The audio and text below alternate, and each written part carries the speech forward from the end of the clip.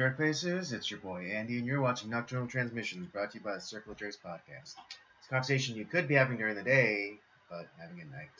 We're back another week, another live stream for you. Again, nothing is happening in the news. It's barren, dude. I know It's like it's a complete news desert.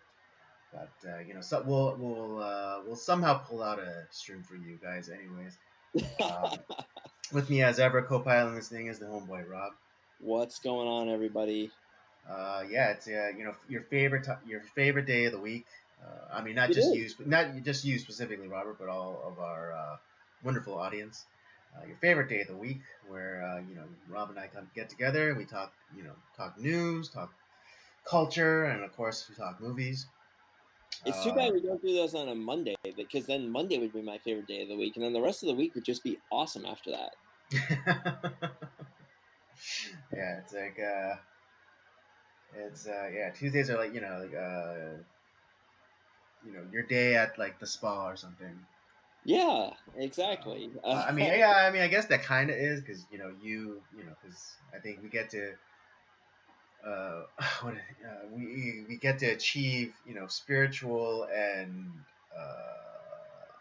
mental catharsis. Yeah, exactly. I always feel better after Tuesdays. Like I feel like my mind is just at ease, like my spirit's at peace, and the rest of my week is always just super smooth after that.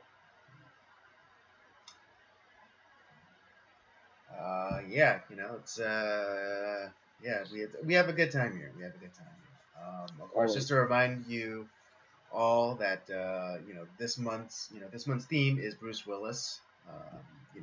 Honoring the man.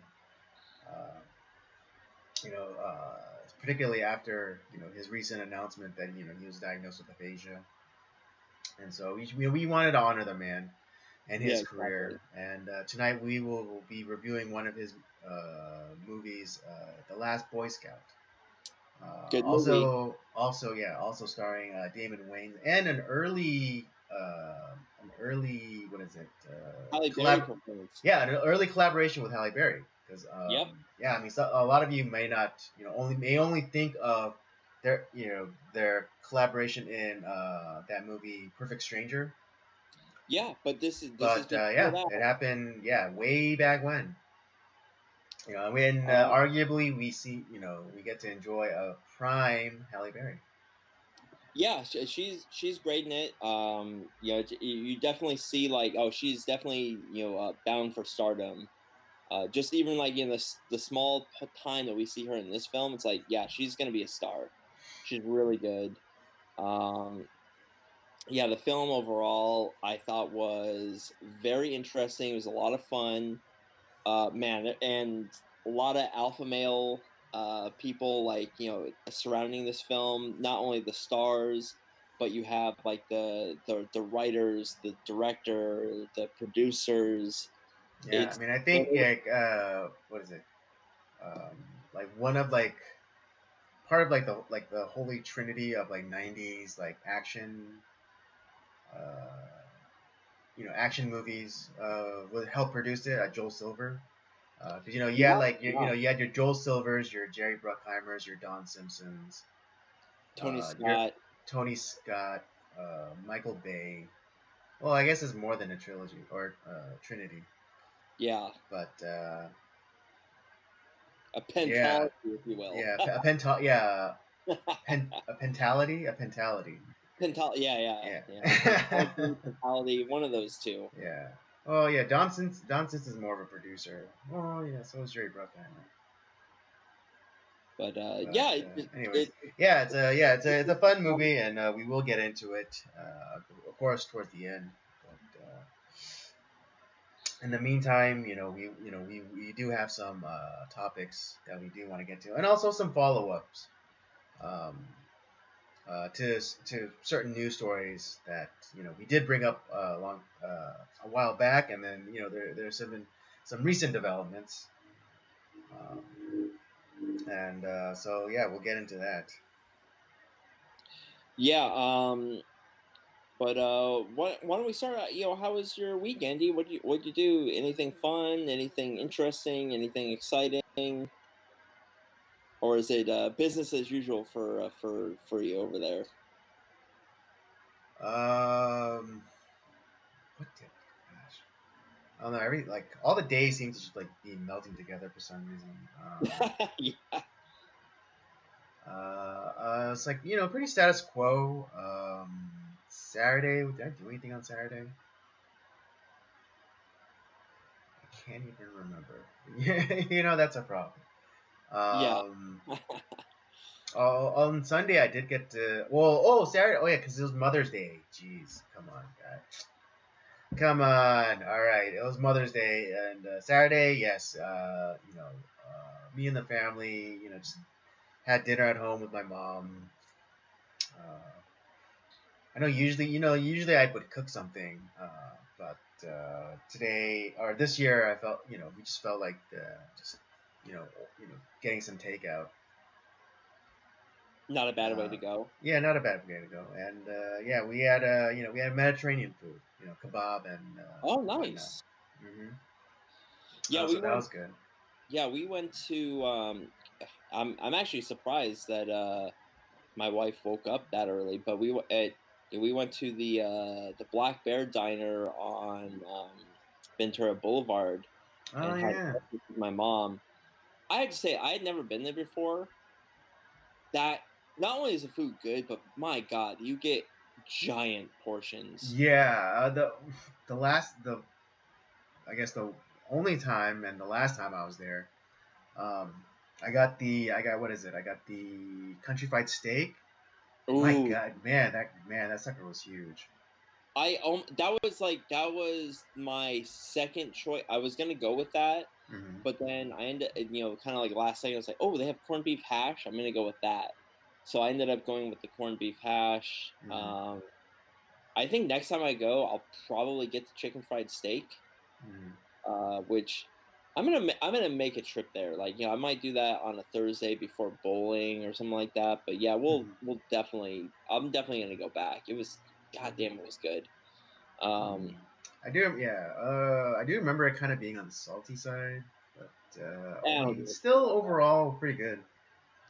Yeah, and then so I have I had some leftovers. Obviously, that's gonna Yeah, big last me. portions. Not surprising. And then we ended up getting a bear claw afterwards. So I was like, yes, awesome. So I'm gonna enjoy that here pretty soon too.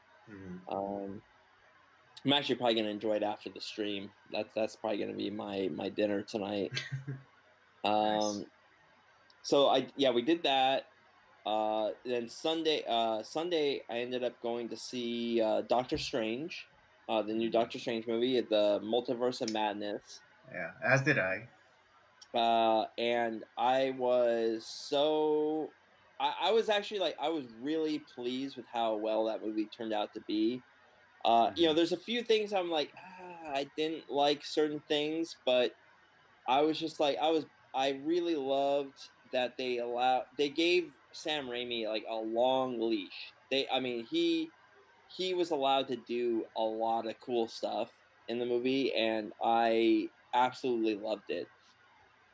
I mean, this felt Yeah, like, yeah. I mean, this was really his movie to direct. And I loved how, all the little touches kind of reminded me of like the Evil Dead franchise. yeah, yeah, exactly. Um, Like Army of Darkness, all the Evil yeah, Dead yeah, movies. yeah, Yeah, exactly. just Yeah, awesome. like uh, I don't know if I want to spoil it, but there's this one part where Doctor Strange inhabits, you know, a version of himself. Um, but then, all of a sudden, like you hear the demonic voice, and it's very reminiscent of, from Army of Darkness when like the witch, first uh, appears before Ash and was like telling him, not to go after the Necronomicon. Just like the pitch of that voice, it brought back so many Yeah, memories. it was great. Yeah, and And then, all the little Easter eggs, like especially like the little bit with alleged homo Bruce Campbell. Jesus. Um, you were gonna press that for as long as you can. Oh my you know I am.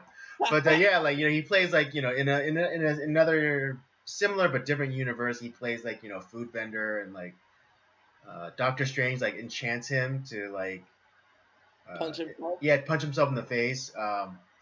Which I think was a great little little Easter egg from Evil Dead 2, where Oh yeah.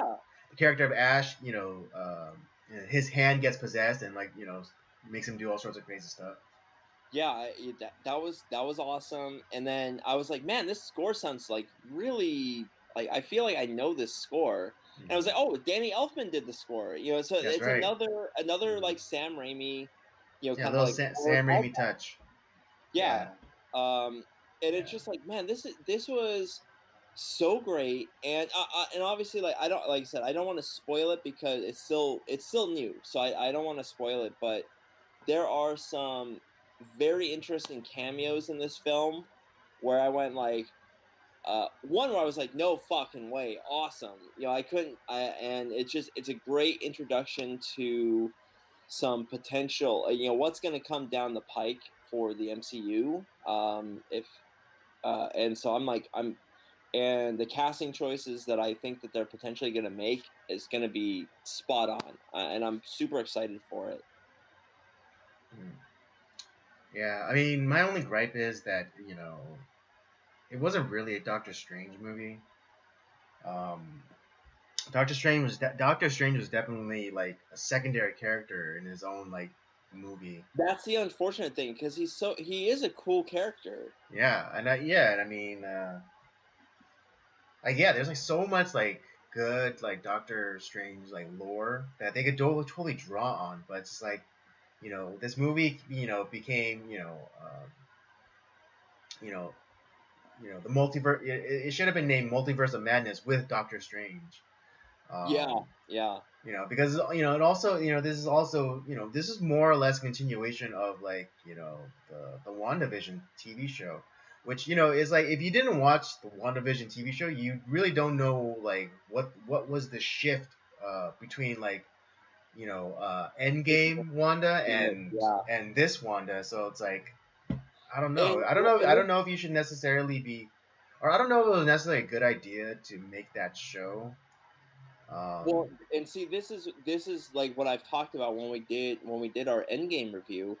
It's the great strength and the great weakness. It's like a double edged sword that that the cinematic universe has created. Is sure you can watch the movies like individually, and like you don't have to watch them in order or whatever, and you can still enjoy yourself. But if you really want to understand the story, you better have watched a lot of other shit leading up to this, because otherwise you're gonna be lost. Um, that doesn't mean that the movies themselves, like by themselves, are not good. But it's like you get more out of it by watching everything. And this is, like I said, it's really awesome that the writing is good enough where they're making those connections, through different writers, directors, and different like venues. But if you don't watch all that stuff, man, you lose a lot. right. Well, post Endgame, I want to say that I think the MCU suffered a lot, and It's and I in think a it's lot of ways. because of weak leadership. Particularly Kevin Feige, because something that I just learned was that he was actually going to offload uh, a lot of responsibility onto James Gunn. Um, Oh shit. particularly because the MCU was going towards more like the cosmic side of Right, right. of the universe, and like dealing with like aliens and magic and things like that. So he wanted because James Gunn did such a good job with Guardians. He felt comfortable enough to be like, hey, I want more input on this. But the whole thing with like his old tweets resurfacing and things like that, and um, Yeah, that's kind of happen, and like he got, and then that that caused a knee jerk reaction with like the higher ups at Disney, and that which immediately got him fired. and it's funny because what we know of Disney is like they're they probably totally agree with like what he's saying, or like they probably found it funny at the very least. Right. And but like but they're hypocrites because of like all the shit that they've been like doing and trying Right, to yeah, or like like yeah, a lot of the things that they've been co-signing with, like these people's not so secret gay agendas, and making sure that 50% of all, like, even background characters are part of the rainbow or whatever, yeah. and And just don't get me like. wrong, like James Gunn's sweet, although it's much older. Mhm. It's not like it's I wouldn't say it's like good, but I'm not sure. I don't know too much about him, but like I don't know if he's necessarily like you know that Yeah, good like, not, yeah, professionally. I don't want to cast him as like a card carrying member of NAMBLA. Yeah. Um, Um. was they were they off were they very off color? Yes. Did it deal with a topic that I find reprehensible? Yes. Yeah, But and the other thing but too, again, like, if I'm gonna be intellectually honest, if like someone if an actor, director, or whoever, like, tweets came up a long time ago, and I like defended it, then I mean I would have to defend, and like they're a completely different person to when they initially tweeted it out. Then I have to be honest, and I would defend that person. Then I have to be intellectually honest and defend James Gunn for those same reasons. I mean, I don't know if he's exactly. necessarily like changed, or like even if he had like those beliefs. And we don't know the context of that tweet to begin with because we're only shown that one tweet, which is if you Well, I if mean, yeah, there was like there was a pattern of like these, talking about, like, diddling boys or whatever, or touching me in the no place. And then what is it? That clip of that actress that was on The Office. She played John Krasinski's love interest. Um, Pam, yeah, yeah, the I forget her name at the moment, but yeah. yeah, but there's like they're either seeing each other or they're working on some sort of project, and he had made I don't want to call it a joke, but he made the comment of how, like, it's a father's duty to prepare, like, the daughter, for um, and it's like, really icky stuff, really Yeah, icky stuff. it's icky. Is it icky? Absolutely. But it's so long ago too. That's the other thing. And like maybe he was going through some like weird phase, and it's like it was just like maybe he thought he was being edgy or funny or Hmm. whatever. I don't know. Because I Exactly, don't. exactly. We don't know the intention.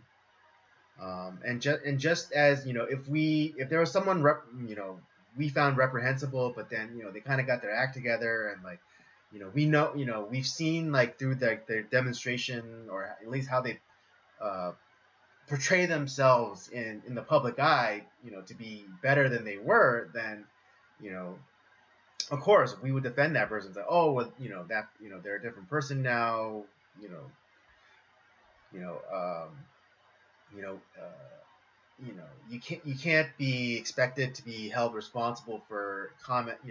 It'd be like stuff that you said as an 8-year-old. People held you to. I mean, they kind of are now, like the whole, like, God, with the yeah. with the whole trans thing and stuff, like, I'm a girl, and but 'cause Yeah, I yeah, used to yeah, think, you are I used absolutely. to think, I used to go around saying that I was an alien from outer space. I mean, what if people held me to that, you know, something that I said when I was 8, and I was just kind of being silly, and it's like, oh yeah, you're definitely a space alien. It's like, what? But But yeah, yeah, yeah, yeah. But yeah. So my problem is more or less that, like, that they're sidelining the main character. I mean, it's kind of the same thing that they did with the second Ant-Man movie, where it's like, even on the promotional materials, like, the Wasp is presented much larger in like the movie posters than Ant-Man. and like she does like more stuff, or she is the one that's like saving him and being the No, one like don't being get the me wrong. badass. And Yeah, again, like there's nothing wrong with her being a badass, but just like you can't, if you want to make like give her her own spin-off movie, then yeah, go ahead and do that. oh, yeah, I'd But be all for that. but Yeah, don't I like like the but don't actor. hamstring the guy in his own movie. Yeah, and like I said, I like the Wasp. I think I like that actress. I think she's I like the character. But yeah, it's kind of I see exactly what you're saying. It's a lot of these movies, and I'm enjoying a lot of the movies. Like the movies are not bad. I mean, there are certain like I said, it's a lot of like nitpicky things where I'm like, I don't like this, I don't like that. I've actually really enjoyed the shows, except for like a couple things. Like we talked about, like what we didn't like about Falcon and the Winter Soldier. You had great potential, but then there was a few things where I'm like, oh god, it's just cringeworthy, Yeah. and like that stupid speech that the Falcon makes. It's like, and Yeah. that's not Anthony Mackie. That's the Yeah, or that's writing. not Anthony Mackie's portrayal of Falcon as we've known him, Yeah, and exactly. it's just It's the like, writing. and yeah, it's the writing, and I mean, it's really interesting that we're talking about this. Well, not interesting because we kind of planned it, but just before we watched, I watched this video of this person who broke down why Captain Marvel as a character failed and why Black Widow as a character succeeded. But one of the points that she makes is like, or this presenter makes, is that you know, despite like what you might think of like Brie, or at least this is what she says. Despite what you might think about Brie Larson, she is a talented actress or whatever. Yeah, okay. I know that's okay. Not I'm quoting her. It's like what, despite like she is a talented actress, and sometimes it's not the actor, but it's the writing. No, and Yeah, that yeah, not and that makes not and being 100% in so it. that makes complete sense Yeah, um because like whoever was writing for you know Anthony Mackie playing Sam Wilson playing new Captain America had no idea who, like, they obviously didn't know who the character of Sam Wilson was and who the actor Anthony Mackie was. yeah. It's just like I said, Because it so came out completely like it didn't sound like Sam Wilson.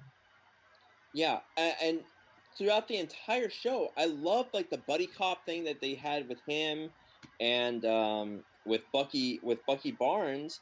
That was awesome. I liked that part of it. That was great. And to be honest, I thought the story was actually fairly intriguing. Because it's kind of dealing with like all these people coming back after that 5 year absence, and all of a sudden, yeah, it could cause a lot of chaos. So the story itself makes sense, but there's all this like just it's fuddled. It's not good. Right. Well, yeah, it got a heavy rewrite because obviously there was going to be some sort of disease uh, uh, storyline in there, but but this happened at the time with coronavirus, and so that they immediately scrapped that Uh, idea. So that's why, yeah, yeah, that's why yeah. it feels like disjointed and like why is this person, why is like the antagonist? I don't know, maybe the villain, but I definitely antagonist. Why is the antagonist going after medical supplies? And cause And that and was that was the because of her experience, because like some mother figure died because of pneumonia.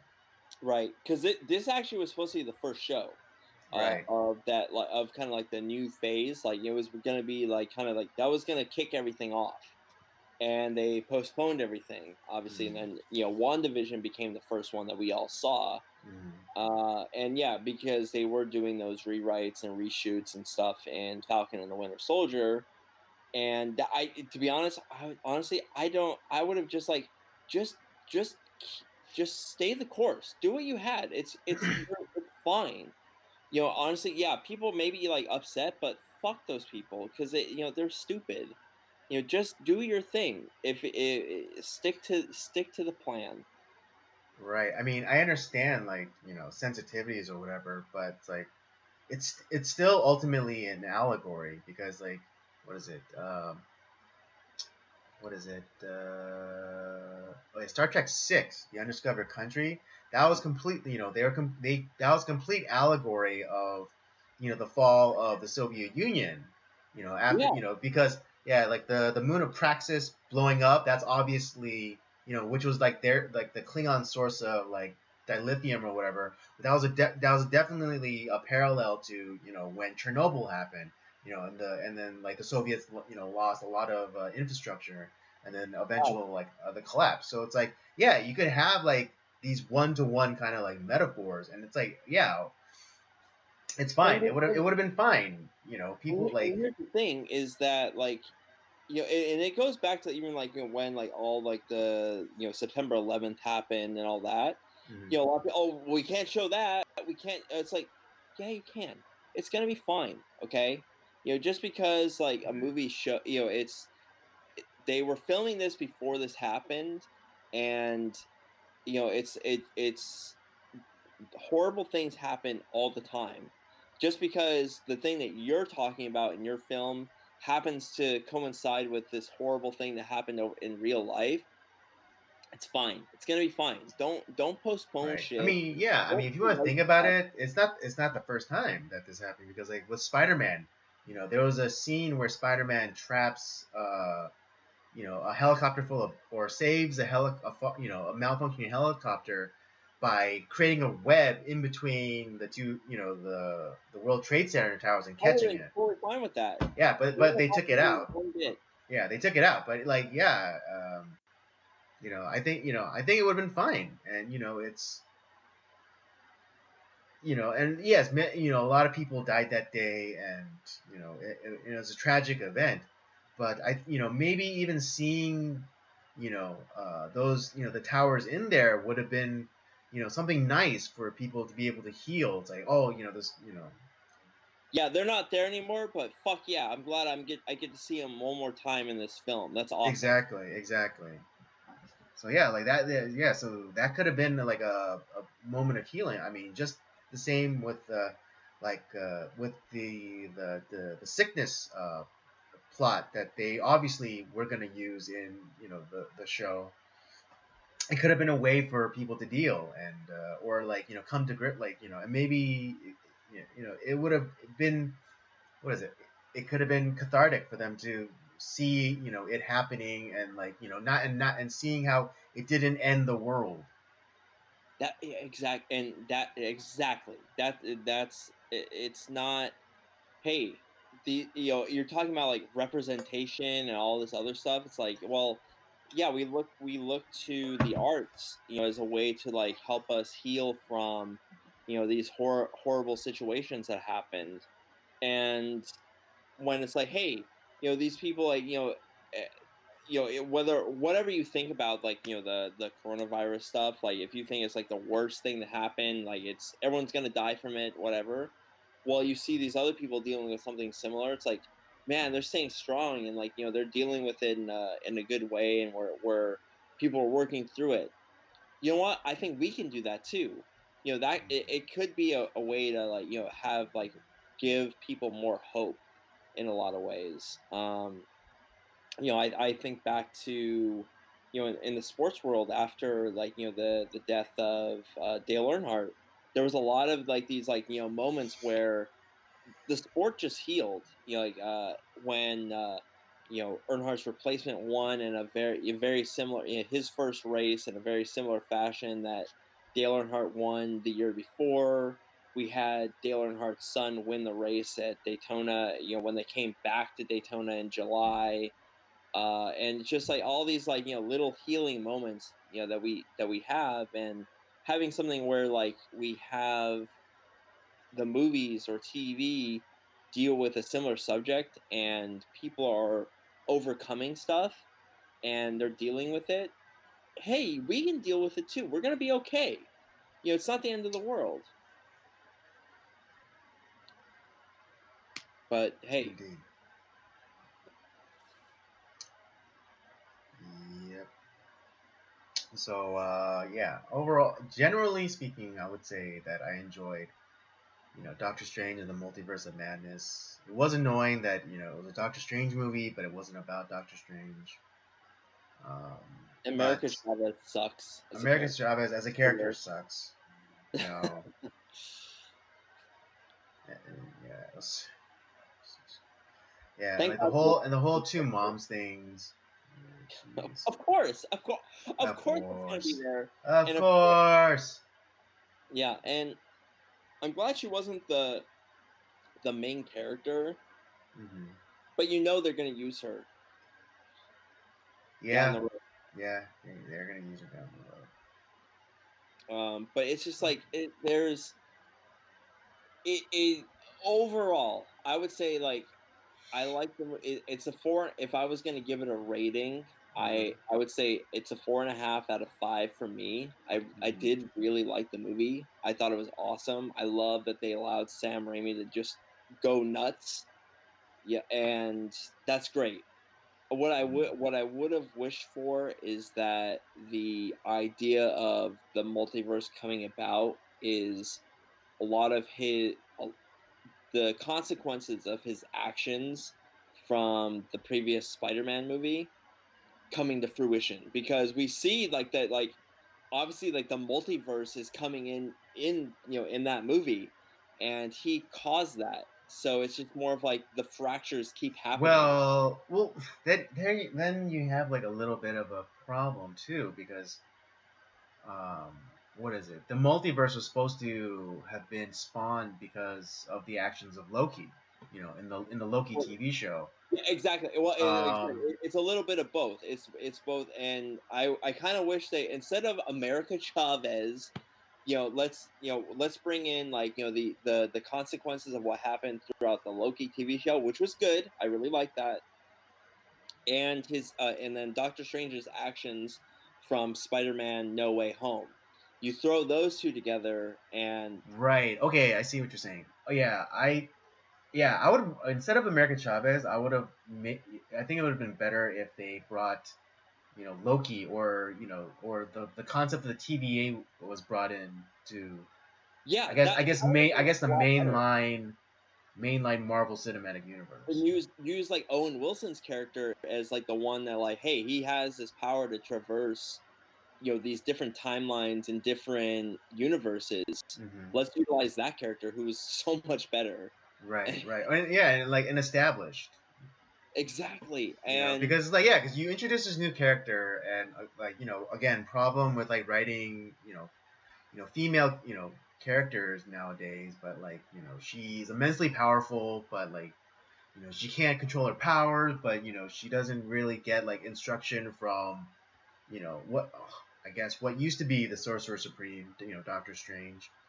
Uh, but it's like, oh, like, kind of, rinse and repeat.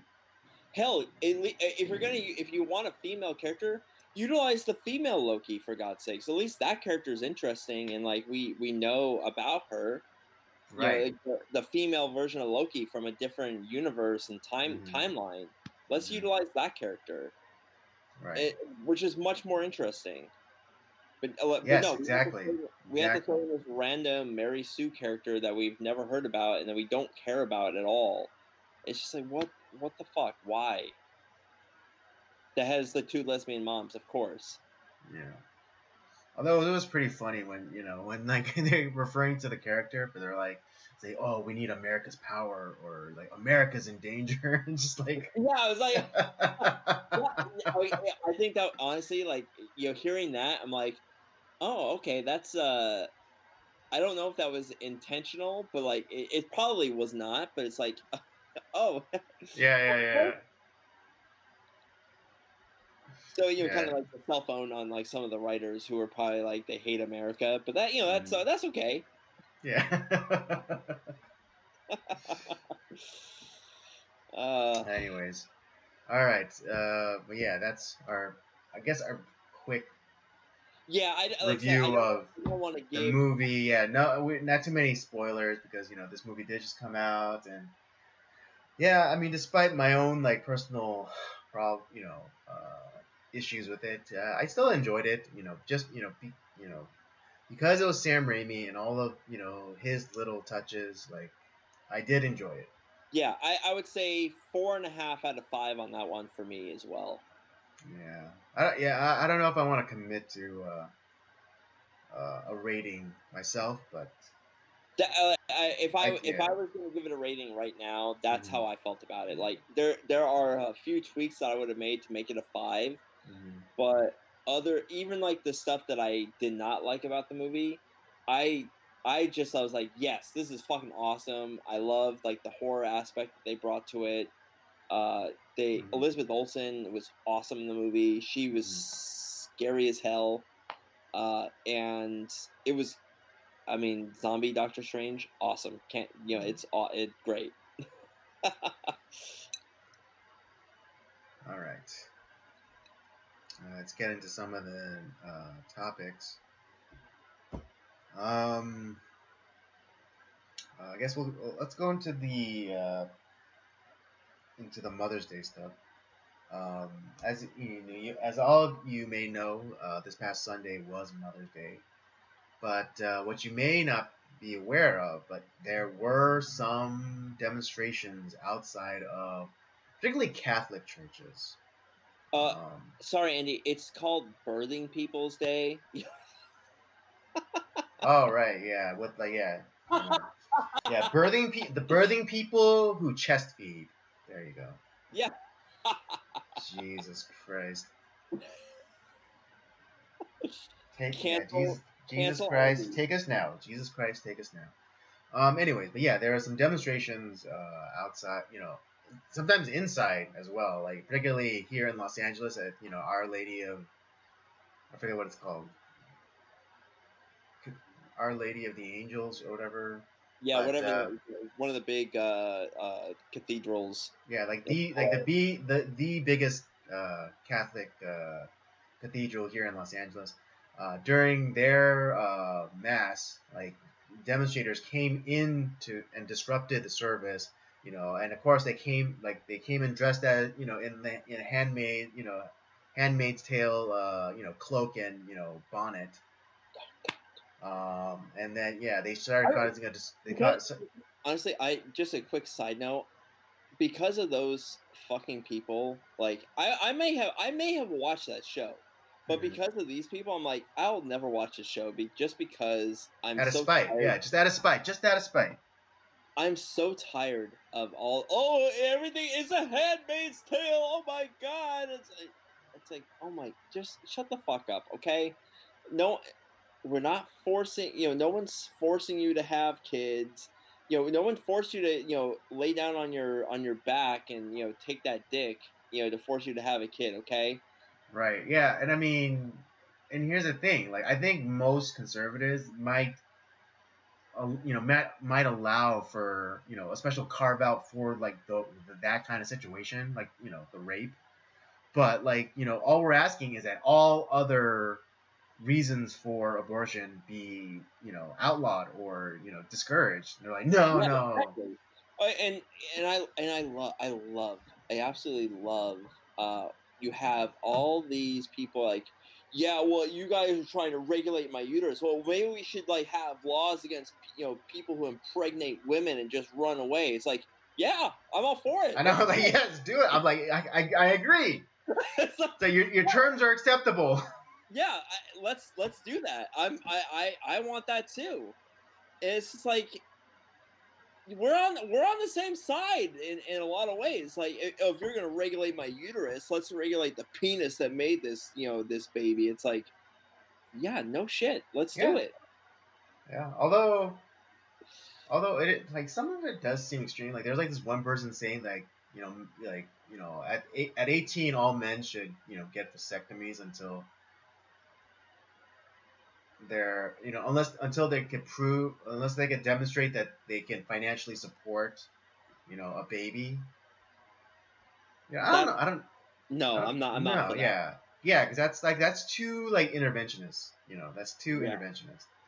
Because that's like that's the same thing that they're accusing again, that's the same thing that they're accusing us of doing, like regulating or trying to control like women's bodies. Like you're literally doing the same thing. You're saying that We're you're literally trying to control men's we're bodies. not controlling your body. We're just protecting the body that's inside of you.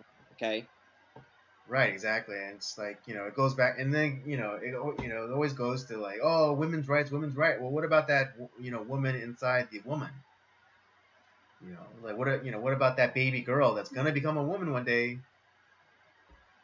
It's You want to protect the Bengal tiger fetuses, but you don't want to protect the baby that's inside of you. right, That's a exactly, human baby. exactly. But yeah, it's just like, yeah, like I advocate for life. You know, what is it? I fight for life on the other side of the other side of the womb, so that they can be part of they could be part of this side of the womb. But although you do have those people where it's like, oh well, it's better for them to be aborted than to be messed up by like the system, like foster care and all that stuff. And it's like, are you fucking kidding me? It's like, Yeah. okay, let's take a survey of all the aborted babies and see if they would rather be alive or be in foster care. Oh, whoops. Whoops. Yeah, I mean, I remember talking to this girl, and that was literally the defense that she put. It's like, oh well, it's better for them to be aborted than to be messed up in the system, of foster care. It's like, Okay, well, how about this? Would you rather be alive or dead? It's like I know, seriously. I mean, that's a serious question. It's like, what would you rather be, dead or alive? Or it's like, okay, let's say your father commits a crime, but you have to pay the penalty. yeah. Like, would you be in favor of that? So it's like, yeah, like, and this, like, let's say like this, it was the case that it was the case that you're a product of rape. That's like, it's like, well then, it's where am I going with this? Oh my god, I completely just lost my train of thought. But and because everyone like brings up like, oh, incest and rape, it's like, yeah, that's a very, very, yeah, that's very like 1% of the reason that people put down, on the form at don't get me abortion wrong, clinics. those things are horrible. But you know what? When you allow abortion to happen, a lot of those people just skip by on there's no repercussions for what they've done because let's say your dad or your brother or your cousin rapes you. That's horrible. Don't get me wrong, I'm not saying that that's not horrible, and like what happened to you is a it's horrible. It's Yeah, yeah, horrible. it's a travesty. But yeah, But like, but why are we compounding that evil act with another evil act in that killing an innocent? and the thing is, you go to and a lot of these guys that commit these acts, they run these girls to an abortion clinic to get rid of the evidence, essentially. Mm-hmm. And of course, the abortion clinic's not going to say anything because that's how they make their money. So At least partially. They yeah, get the real money. It's so they're funny not, because they're not reporting any of this shit. right. Well, but then also it's hilarious because what is it? Washed up actress, Rosanna Arquette, put out a tweet talking about how, like, the right is so satanic. They want to traffic in babies because there's a huge market for babies. It's like That's like your side shit. that's number one. That's projection, because we all know that the real money is in baby parts, baby tissue, baby organs. You Stem know, cells. yeah, stem cells. That's the real market. There's no market for children, or at least like, there's no market for live children. Like that's what adoption is for. Yeah, That's what the foster care system is for. It's for people to take care of children and like eventually have them be adopted. Ideally, of course, yeah. it doesn't happen for all of, but ideally that's what's supposed to happen. But like this idea that it's like the right and or conservatives or like evangelicals who are like, Not. oh, it's like they're trying to make money off of babies. Like that's a full on projection, because that's what's happening on the left. That's what's happening at abortion. That's what Planned Parenthood is doing. Because yes, they make their money. Because what's that? What was that abortion movie we watched? But like she basically said like, uh, I can get a Lamborghini off of this. yeah, or like I fast didn't like fast that. food. Fast food makes its fast food makes its profit from soda and fries. Abortion is our soda and fries. But but then there's also a secondary market from selling off the baby parts. Yep. So like yeah, so that Rosanna Arquette wacko saying that it's like the satanic right. How does that even compute? The satanic right that's like trying to profit off of babies so they could sell it on the black market. It's like, oh my god, you fucking kidding me with this shit? Yeah, But it's people like this that are convincing now I'm not saying it's all, because there are some people that do this, like they know exactly what they're doing, they don't care, whatever. That's horrible. But there are a lot of young women who are scared. They've had something horrible happen to them, or they made a mistake, like they got pregnant, like yeah, it's the it their actions led to, obviously, because yeah, I know it's shocking to people that like sex leads to potential pregnancy. It's like, I was oh, like, what? He's like, sex leads to babies?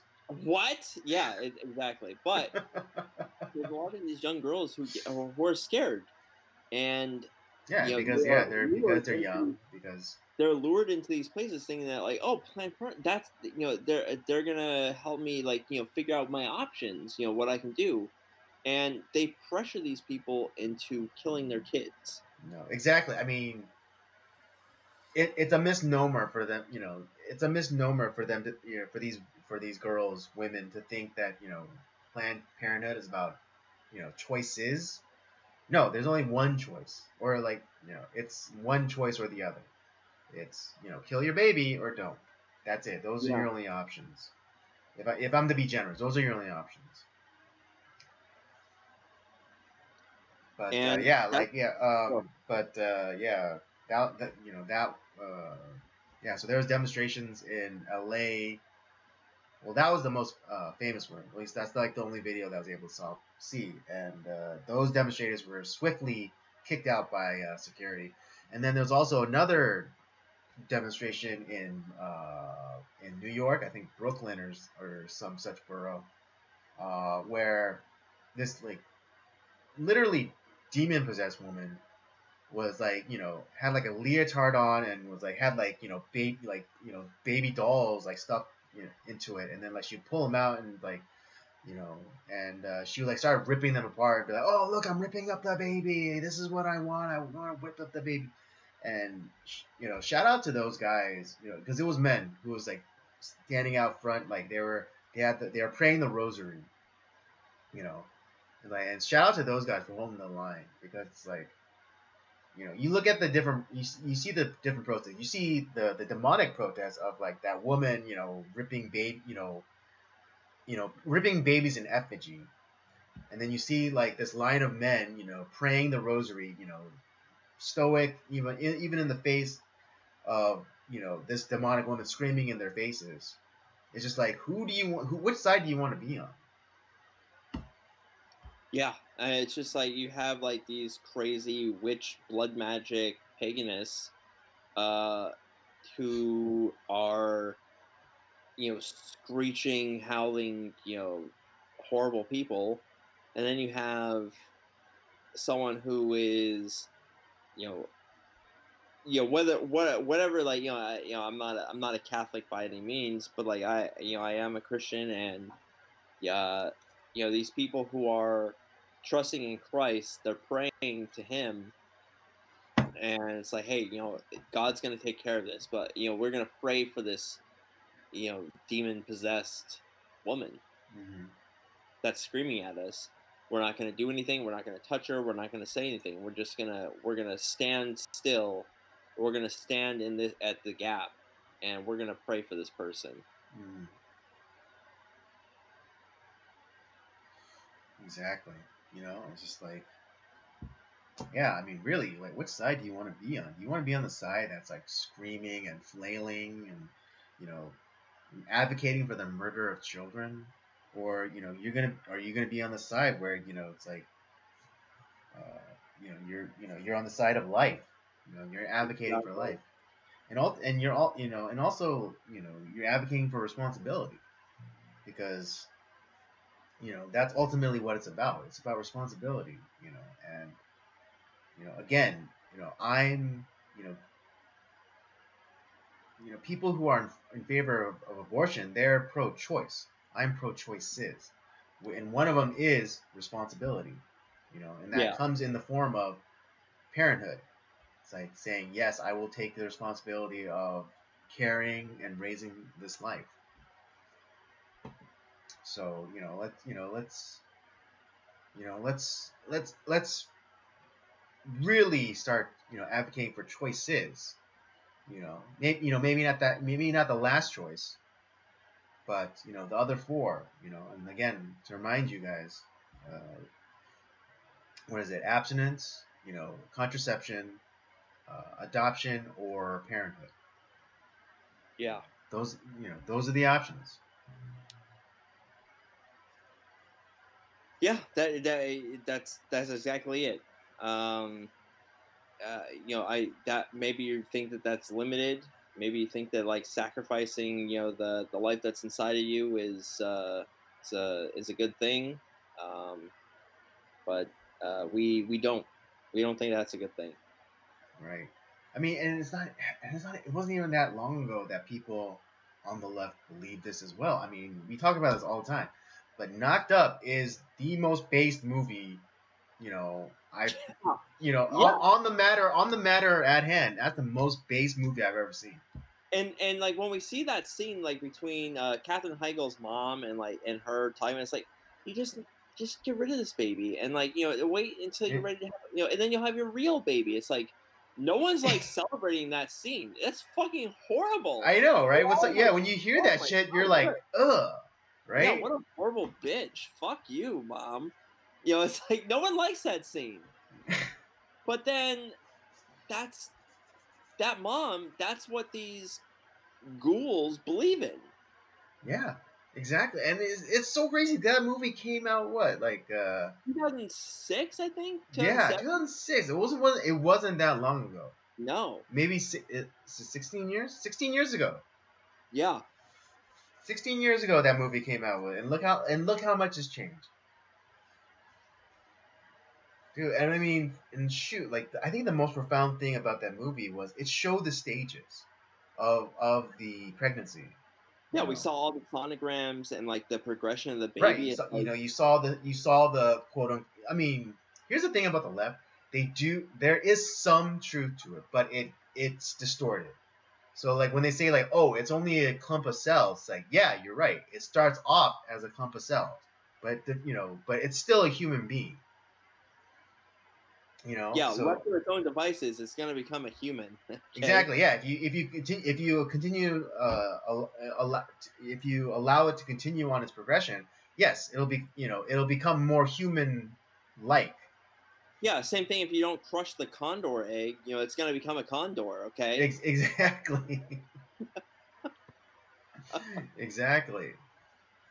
So yeah, like to give him just like a little credit, the tiniest bit of credit. Yes, you're right. It does start off as a clump of cells, but it continues to develop.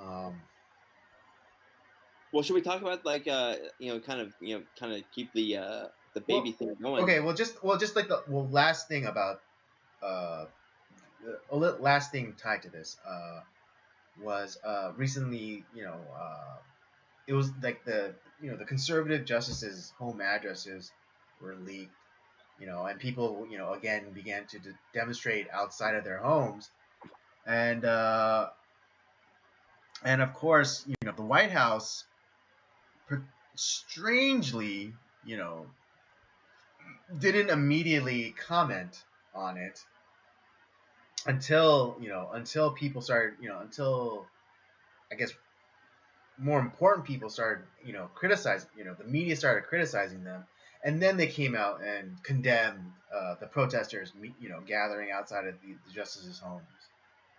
Um, uh, I don't want to. I don't want to say that I'd want a restriction on protest. Um, but I think more and more we have to get to a place of civility, and and having that type of protest discouraged as much as possible. This is why I think, because here's the thing, and this kind of goes into like what I think a lot of the play, why this stuff was leaked, why like the this potential ruling was leaked, why there was all for a reason, and one is because what they're going to try to do, and they're already doing it by going outside of these justices' homes, which is horrible. You don't invade someone's house, because honestly, like if I was there, I'd be shooting. That's that. Yeah, I mean, and base. If it were me, base minimum, I'd be out sitting on my porch with a shotgun in my lap. Yeah, I but just I wouldn't be pointing at them. I just have it in my lap. I'd smile at them. I'd wave. But I'd let them know, that I got a shotgun in my lap. and uh, the reason they're doing that is because they're going to try to intimidate these people to change their mind, right? Mm-hmm. Because the ruling is supposed to come out 2 months later. What I do is like, you know what? Fuck these people. We're coming. It's done now. We're gonna. The ruling is happening. It's already been confirmed that this is real. This Mm-hmm. is this what all this stuff is happening. All what, and the fact that it leaked, we're gonna investigate this. Okay, fine, investigate it. But it's at this point, it's done.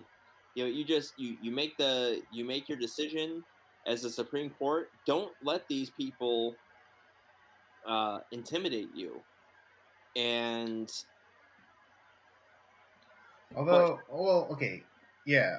Really quickly though, I might agree with you, but like the whole reason for lifetime appointments is so you can be free of such tactics. Um, so I'm not. I think it's a good. I think it's a good theory, but I'm not 100% sold on that particular or like where that theory of like it was for intimidation purposes. I know what I know what you're trying to say, Andy, but I disagree because uh the court itself has been, we do have some good justices. Don't get me wrong. I'm not saying that there are bad justices all around, but there are a lot of people where it's like the supposed conservative judges have been very questionable in a lot of ways, and I think that they might answer. Oh, people are demonstrating in front of my house. Well, I don't want Well, that. okay, yeah. Don't get me wrong. I'm not saying like the justices aren't going to be intimidated, but I question the motive behind the leaking. Oh, I no. Here's why this has happened. You know, they're gonna one, they want to intimidate these people to like change their mind, change their decision. For one, Mhm. that's one. Uh, where they want the media. It came out because the media is going to manipulate it to like make like, oh, these, to make such a decision, like they're making all these obviously all these bad, kind of like, oh, it the public, 79% of the public actually believes in having women's right to choose, blah blah blah, so they're going to lie to you. And the other reason why this stuff was leaked is because, oh, this is going to be what gets the Democrats out to really come out strong and vote in the midterms, and we're gonna quell that, even though our policies are horrible and like we are running the country into the ground. we're going to get our base out to vote, and we're going to take out the supposed red wave that's coming. And that's why that it's not just one thing. It's a myriad of things of why this leak happened. And in all ways, people are being lied to and manipulated. And the fact that, like, they are trying to intimidate the justices to change their vote, and if some of those justices do change their vote, the judicial system is broken at that point. It's like, honestly, like, I would want the entire court just stripped at that point, and it's like, we're gonna start over. We're gonna have term limits on these people, and we need to start over.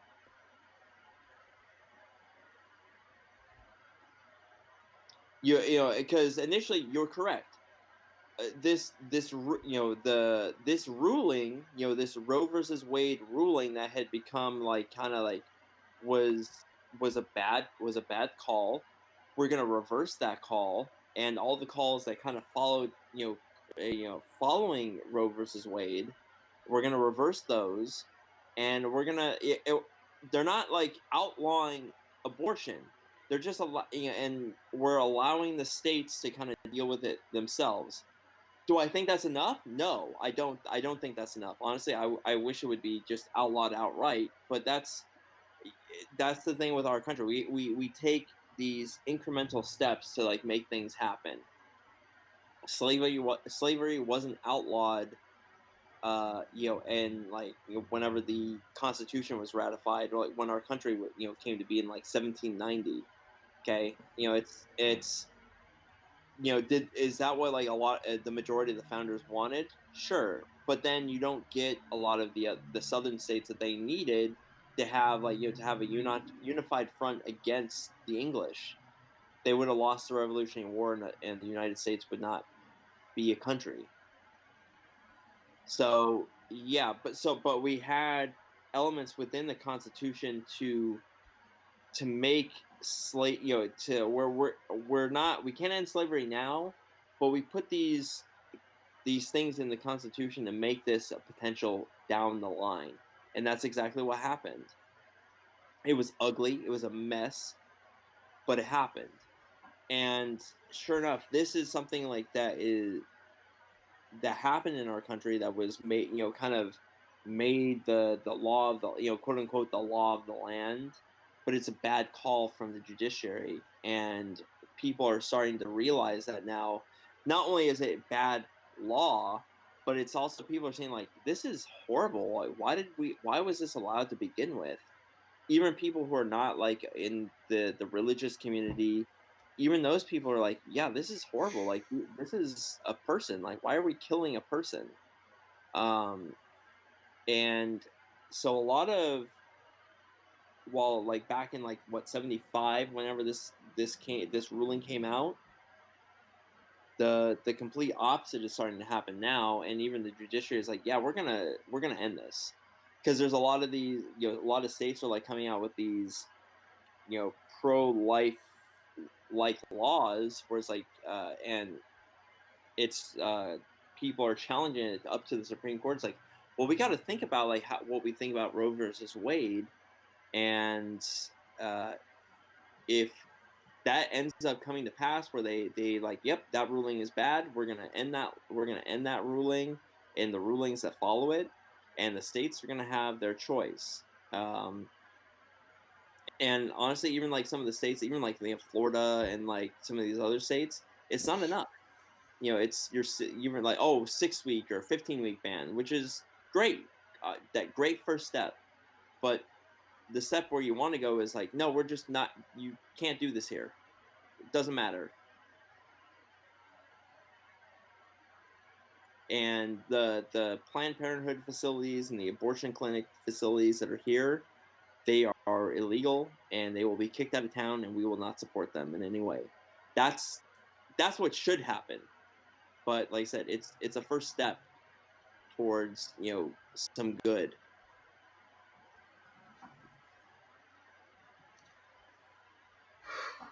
Yeah. Yeah, I don't know. Like I'm trying to, I'm just like this whole thing. I'm trying to see beyond this. Like, what are they trying not to? What? Well, I understand that. Like, I understand why this is happening now because I think like the whole Roe versus Wade spell is it served its purpose. It's done. So I think they're moving on to something else. So And so what is part that? Yeah, and what is that? exactly. That's what I'm like. I have some suspicions, but nothing like concrete yet. But yeah, but I think like the whole like all the protests and things like that. This is the death knell. This is this is what's that thing that they this is the cornered animal, as it were. This is Right. being their most fierce because they know it's over. It's but like but those are the useful idiots that think that they could like keep it going forever. But it's like but the elites the elites they've already realized yeah this spell is done. We have to move on to something else. So I think you're right that this decision is or the leak is strategic, but not necessarily in the way that we we may conventionally think. Yeah, now will it work? I don't know. I don't know, but I know like Because that's yeah, the I just know that the Roe versus Wade thing is done. They're already moving on. So it doesn't matter if like these people are like going out and protesting and screaming and whatever. It's like because those are the last people to find out about things. yeah, and They're the useful idiots. that's why I say like why wait the 2 months to make the quote unquote official decision? Mm-hmm. Just make it just declare it now. What are we waiting for at this point? It's already leaked, so just say like okay, well it's done. So you can yell and scream all you want, but who gives a shit? Mm-hmm. It's Yeah, I mean, again, there's like it's all strategic. It's all it's all planned out. Yeah, it's just I just can't see beyond this point yet. So yeah, like I mean, yeah, I'm interested too. Like I'm wondering too. Like why don't they just come out and say like yeah we're gonna overturn it and be and be done with it? But yeah, I just don't see the full picture yet. I'm just saying like once I because I think we're gonna get a lot of this stuff going on for the next couple of months before that decision, the final decision happens. Mhm. And I'm just saying, I'm not going to be surprised if there's going to be like one or two that decide to change their mind.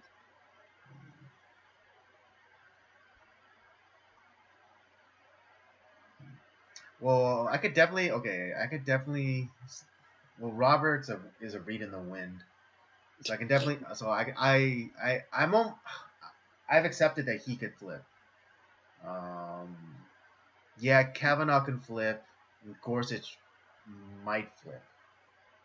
That's what I'm saying. It's like, Yeah. and to be honest, I'm But not I'm not completely sold on Barrett either.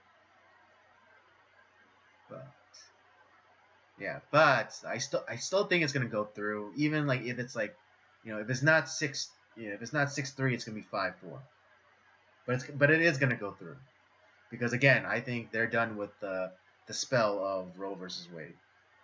And don't you there is nothing more than I want for you to be right, Andy. I'm just saying that I could totally see this, coming back, and it's like, oh well, we changed our mind. Sorry, guys. Yeah.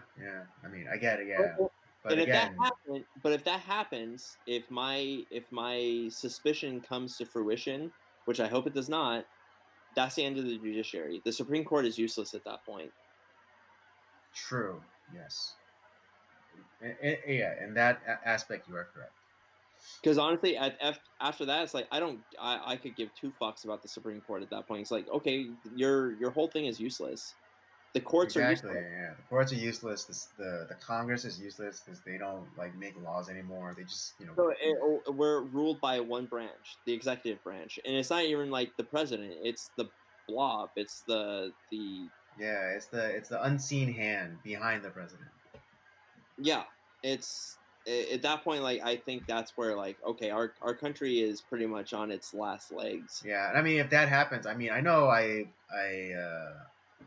said during the election that like like the facade is gone. Like before America used to laugh at other countries and like their election systems like oh like what a farce, but like now us too, the facade is gone, our elections are a farce.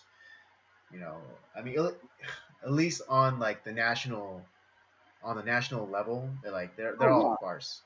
Well, I mean, we all like as yeah. I think the majority of the country realized like something is something's just really fishy about this election. Like it just something doesn't feel right, and so we all kind of like suspected that.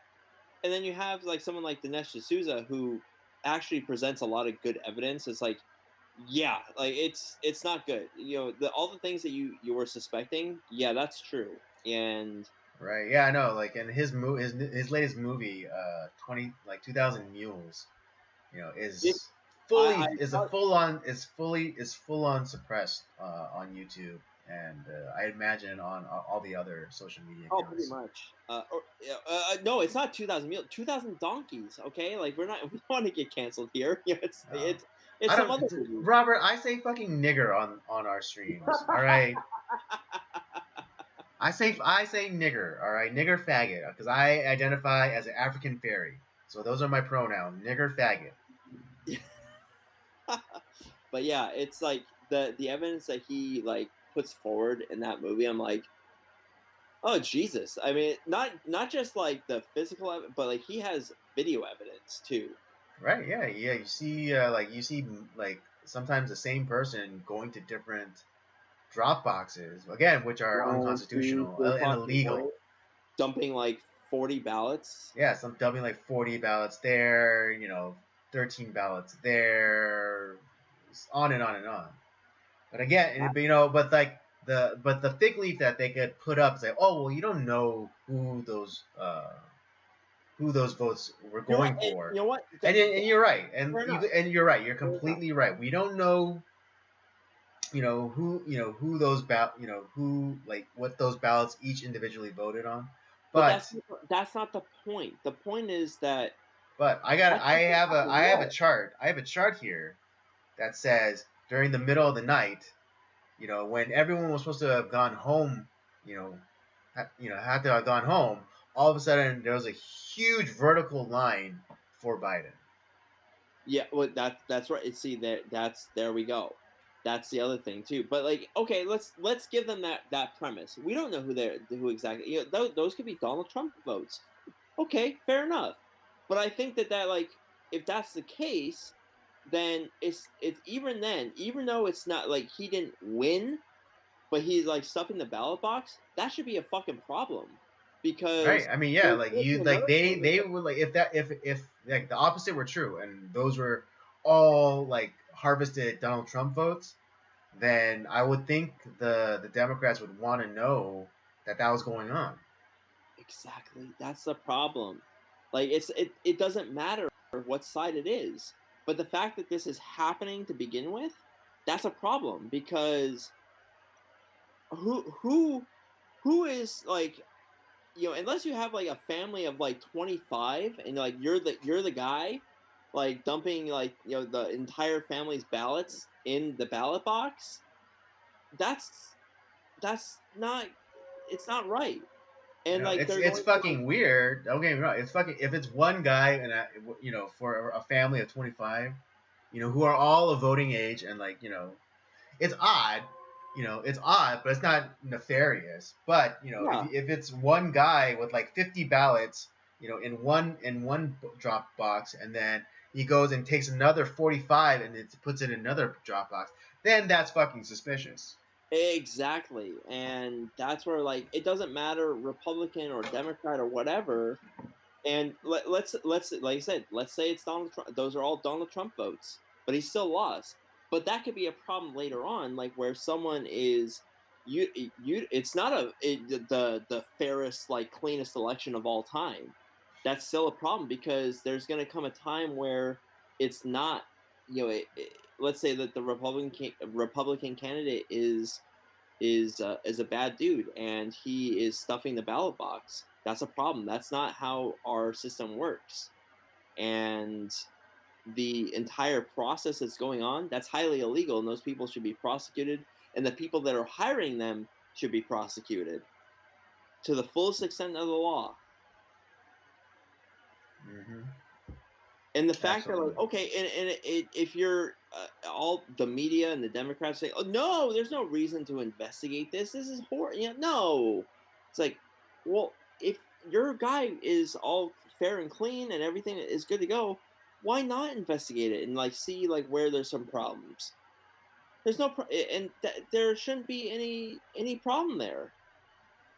Your guy won, but like, hey, we're concerned about like there's a few holes here. Let's shore up those holes. No, no, we don't need to do that. Right. It's like it's just it'd be like a sub captain not freaking out about like a crack in the hull. Exactly. Just, It's like, yeah. Captain, there's a crack in the hull. It's like, oh, it's fine. It's like, but So sir, we could be flooded. No, no, it'll fix itself. so if someone if someone makes a stupid argument again about like, oh no, it's the cleanest and fairest election that ever happens, like, okay, so then why do you give a shit that like maybe people are investigating it and trying to see what's going on, like, and if see if there's any sort of anomalies that we should probably shore up and like make some laws about. No, we can't do that. That's horrible. It's like, okay, well, let's say like you know, maybe you're right. We see this movie with 2,000 Mules where this whole stuff's happening. So, well, that's not evidence that Joe Biden stole the election. Okay, fair enough. But let's say that was Donald Trump. Those were all Donald Trump votes. Everything that was happening there, and obviously he still lost. So, but what they're doing is still illegal. Shouldn't we investigate that? No, no. Exactly. Like, I don't care like what side of the aisle is doing the fuckery. I just wanted it found out and stopped. Yeah, Because I mean, again, it's like it's always like whataboutism, but it's like, yeah, what if those votes were for all for Donald Trump? Yeah, he lost. But what if they refine their tactics and they're able to get more ballots for whoever is the opposing candidate in. people have been trying to steal elections forever. I mean, it's just like Exactly. way before even my grandparents were born. I mean, whatchamacallit, Lyndon Johnson stole his Senate seat. It was figured out that he stole his Senate seat back in '48, but they found that out after he became senator, then vice president, then president, and then died. It's like it was like because they figured it out in '94. It's like, well, all the shit that he enacted is now like it's too late. Who gives a shit at this point? But it's just like what Right. It's like, who yeah, it's like saying it's like pointing out like, oh yeah, there was a crack in the dam right here at the base, but then like the water already came and washed out the town. Yeah, exactly. And here's the thing: let's say that all the evidence that uh, D'Souza is presenting in his film. Let's say all those, like I said, let's go back to our thing. That like, all those votes are Donald Trump votes that are being made. He still lost the election. Fair enough. But what we should do is like this. What they're doing is illegal. Let's make sure that we kind of make an amendment in our constitution that says, okay, if we are gonna, if there is a lot of belief that the election is being manhandled with, and we find out even a year later that like we do those investigations and we figure out that that the election was fraudulent, that person and all their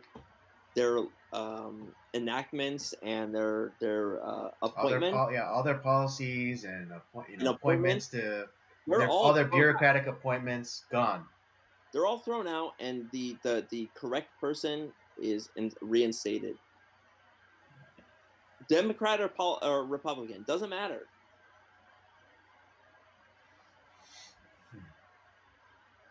Yeah,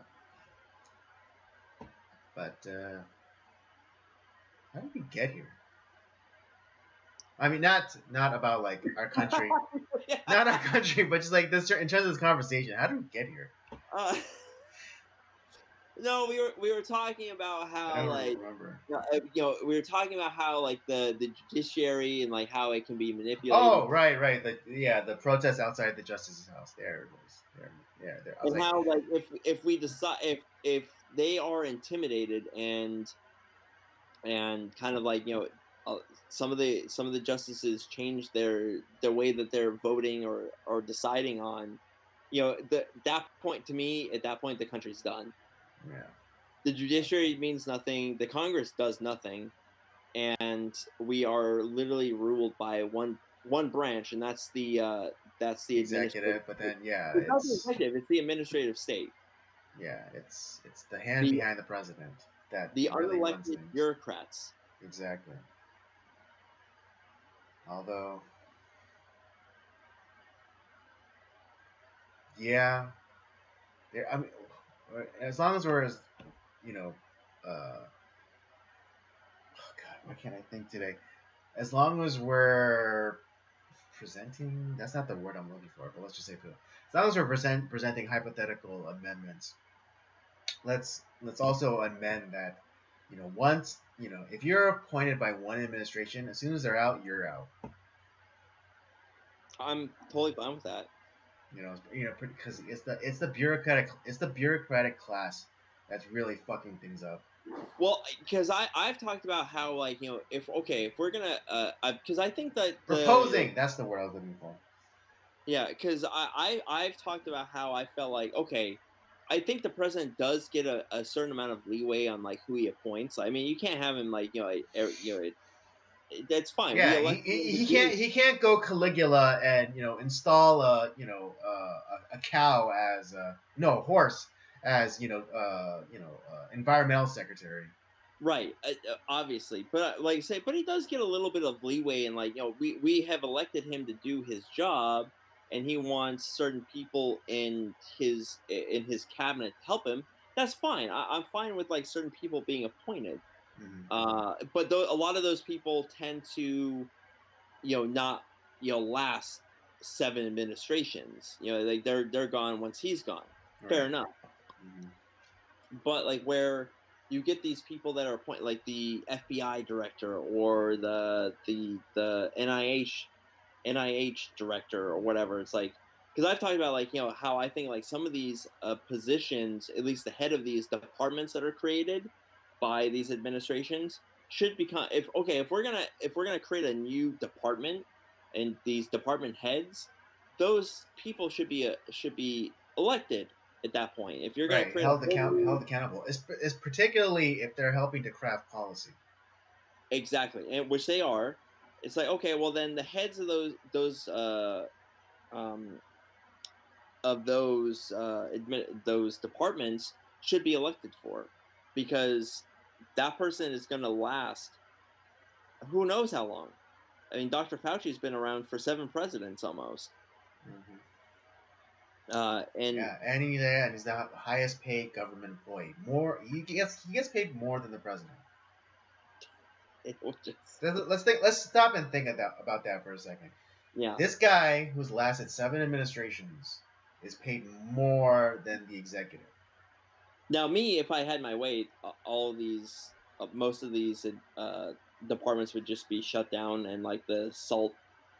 Yeah, salt the earth so nothing salty. else can grow back. Yeah, exactly. But that's just me. I'm not saying that like there are all of those organizations are useless, because that's not true. Mm-hmm. Um, but the idea that like because I think like the FBI does have its place. Um, I think the CIA and the NSA, they have their place. But Homeland Security, that was supposed to be a temporary thing. That's stuck around. That's ossified. Not only have they been around for over 20 years, they're adding on to that shit. We talked about that last week with the Department of Truth or whatever the fuck is coming for the Homeland Security.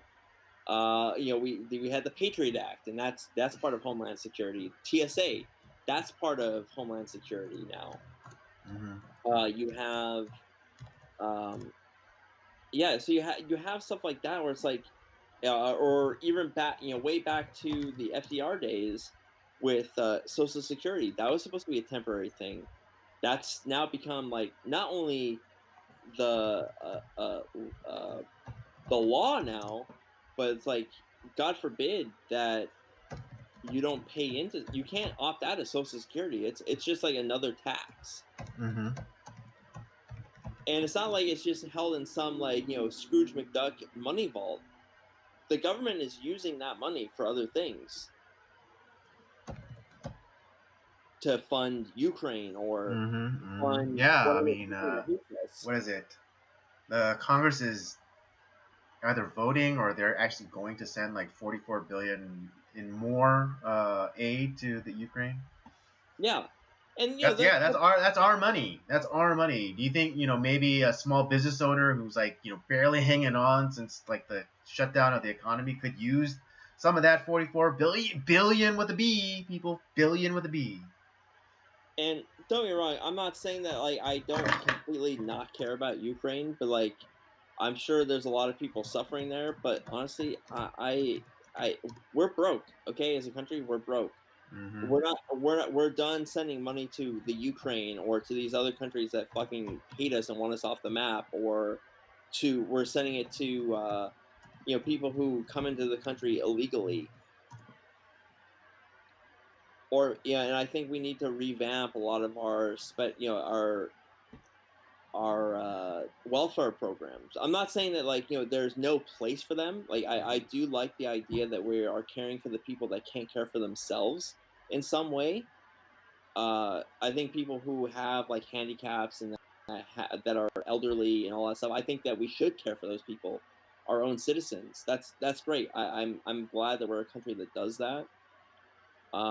But I don't think that we should help fund the Ukraine, or we should help fund, let's send like $100 billion to Iran that wants us, that they wish that we were destroyed. I don't like along with Israel. I don't like that we're funding everything in Israel either. They're a fairly wealthy country that can help themselves in a lot of ways. I'm not saying that we shouldn't help them zero amount, because there is some help that we get from them, sure, but I don't think that like we should help them to the extent that we do. And I say that with all our allies. Why are we giving money to all these countries? What are we getting out of that exactly? Nothing. Are we? It's not little, like, if not nothing. I mean, we're supposed to be like getting intelligence or whatever, but last time we got intelligence from an ally, we invaded a sovereign country and displaced its leadership. Yeah, and it's and one of the games that I grew up playing and I loved was Civilizations, and in that game, when you make, it's not like, okay, I'm gonna give you a certain amount of gold and like this resource for your resource that I don't have, and another like smaller amount of gold or whatever. It's not like that. It's not like we're gonna give you $100 billion, but you're gonna give us this and this resource that we don't have. So we'll take that, and you'll get money from it because you have an excess of this and we have an excess of that. That's not what's happening. We're just stealing. Essentially, the government is stealing your money, our money, and sending it off to this country, and just like, oh, fuck it, here, take our money. Why?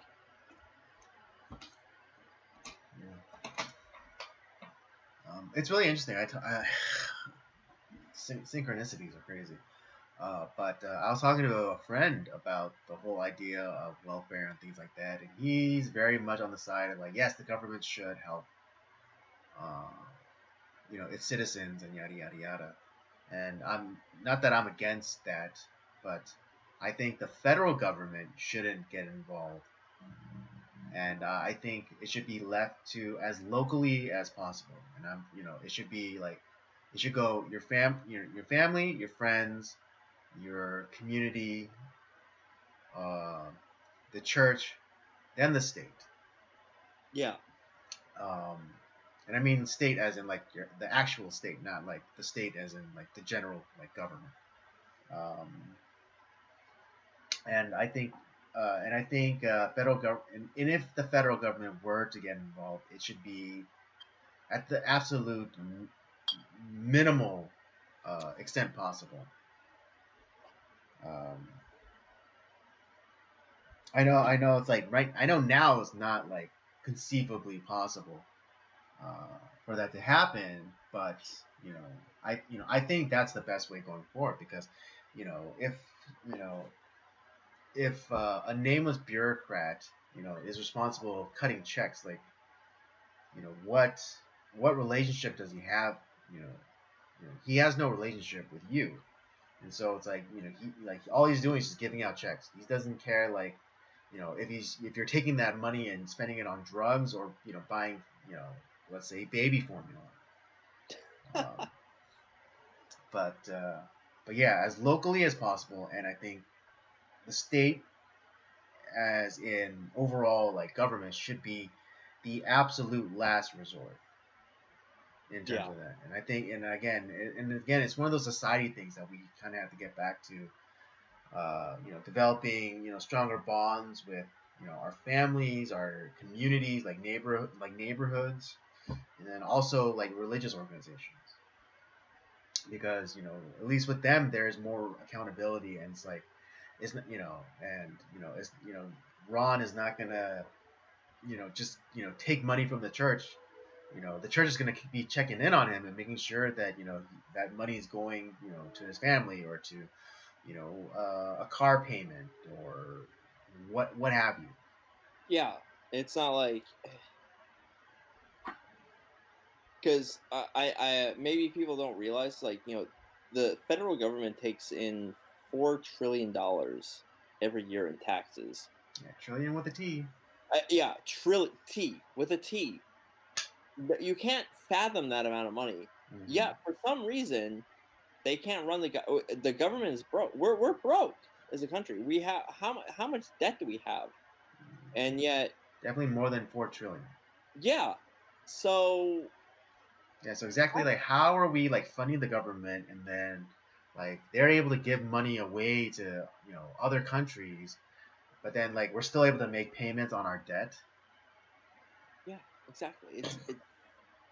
And yet people don't think about that. It's like, well, I'll Mm-hmm. be dead by the time that's a concern. It's like, yeah, that's a problem. Because the people that are making the decisions, Yeah. they're gonna be dead by the Or time, yeah, like, it's like people who are like, it's like, oh yeah, let's just print more money. It's like they're already like 1 foot in the grave. Like Nancy Pelosi, she's like, I think that she's just an animated corpse yeah, at this point. well, Bernie I Sanders, stand and in Bernie report. Sanders, he's one like pinky toe away from dying. All these people who are like, who are causing like this massive inflation, they're already dead. All right, let's just be real. They're already dead. They don't give a shit. They know that they'll never have to live with like the consequences of their actions. You Once know. again, another problem with, you know electing people who are like 900 years old. Can we, like, I we need to have an age limit. I'm sorry. It's just, even that's why I'm saying, like, I'm if Yeah, I mean, yeah, I get it. Like at the time of the founders, like a 35-year-old was considered middle age, but like that's not the case anymore. Particularly like with all of like the technology that's developed to prolong life, and just like, yeah. and No, I I mean, don't get me wrong. Like if we want to, no more expanded government. Because I was about to say, if we wanted to create like a council of elders, who don't really have power, but like yeah, I know, yeah, that, but yeah, it's like that no. don't have real power, but like can kind of like help with like as an advisory capacity. You mean like the But British monarchy? I mean, no, like no real power, but like if they, just like have them like the council of elders to for purely for advisory purposes, then fine. But like, but no, like fuck expanding government. No more expanding government. Fuck that shit. Oh no, I know how to fix it. Like it will be completely voluntary. Like you will not get one single dime from this position. And that doesn't mean that I think that like old people are useless or Right, that they have exactly. no place in our society. That's not what I'm saying. I'm not because I think we treat a lot of our elderly like shit. Hmm. Which is horrible. But I also don't think that those same elderly people should be running the fucking government. And what I've talked about too, like where honestly, if Trump is, we're talking about like the Republican primary back in 2023 or whatever. I'm probably not going to vote for him because I think he's too fucking old. For number one, number one, I think he's too damn old. If I'm going to stay consistent with like what I've been saying, like I can't vote for that guy. Now I might vote for him like if he's like the Yeah, in option the general, yeah. in the general election. That's a different story. But in the primary, I'm not going to vote for him. He's too damn old. Right. Yeah, that's problem number one right off the bat. Hmm. Right. I mean, kind of like kind of tying it back to the start about being intellectually honest.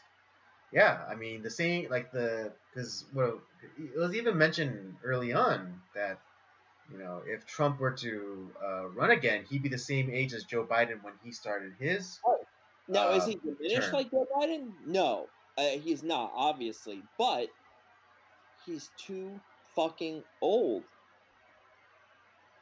Right. Yeah, and just And, think of it. Just think of any like sports team that you enjoy watching. It's like it's some they if they have hold on to players for too long, those players are eventually gonna age out and they're not gonna be able to perform at the level that they once uh, did. And so like of course you have to get new blood in, and you have to yeah, and you have to get new players. And so same principle. You know. you're not going to give a 10-year contract to a 35-year-old player. Hmm. Exactly. Exactly. It's the same thing with our politicians. It's like if you've reached 80, like you lived a life. Let's just be a little upfront. Like no shade whatsoever. You reach 80, you've accomplished something. Yeah, All right. and to be You know, honest, like and like and let's not discount like the wisdom of experience. You know, but it's but there's cycles of life. There's no way like if let's say like in a sports using the sports analogy, there's no way like a 45-year-old can keep up with a 22-year-old or 24-year-old. There's no way. yeah, And so similarly, there's a natural order to things. The young come up and the old go down. Joe Biden, whatever you want to say about him, he should be in a rocking chair, sharing sharing war stories from, from whatever he remembers from like his war stories as a Yeah. senator back Or in like yeah, or 1946. or regaling everybody about corn pop. Yeah, or his time as a senator in 1846. Hmm. But it's just like, that's what he should be doing. Hanging out with his grandkids. That's what he should be doing. He shouldn't. Yeah, and like because like well people like yell at me. It's like well my grandmother's like 97 and she's sharp as a tack. It's like, do you want her running the country? No. Well, yeah, exactly. That's what I'm Or saying. let's Yeah, or not even as high stakes as running the country. You want your 90-something-year-old grandmother operating a jackhammer? Yeah, no. No, of course not. That doesn't mean that I hate your grandmother or that I hate elderly people and I think that they should all die and be killed by Dr. Kevorkian. It's like, no, obviously not. I'm just saying that there's certain things that elderly people shouldn't have to do anymore. Yeah, Women, and all we're saying women is that there's a natural progression to life. All right, like and you live your life, you do all the things that you're supposed to, when you can do them, and then you pass the baton on to the next generation.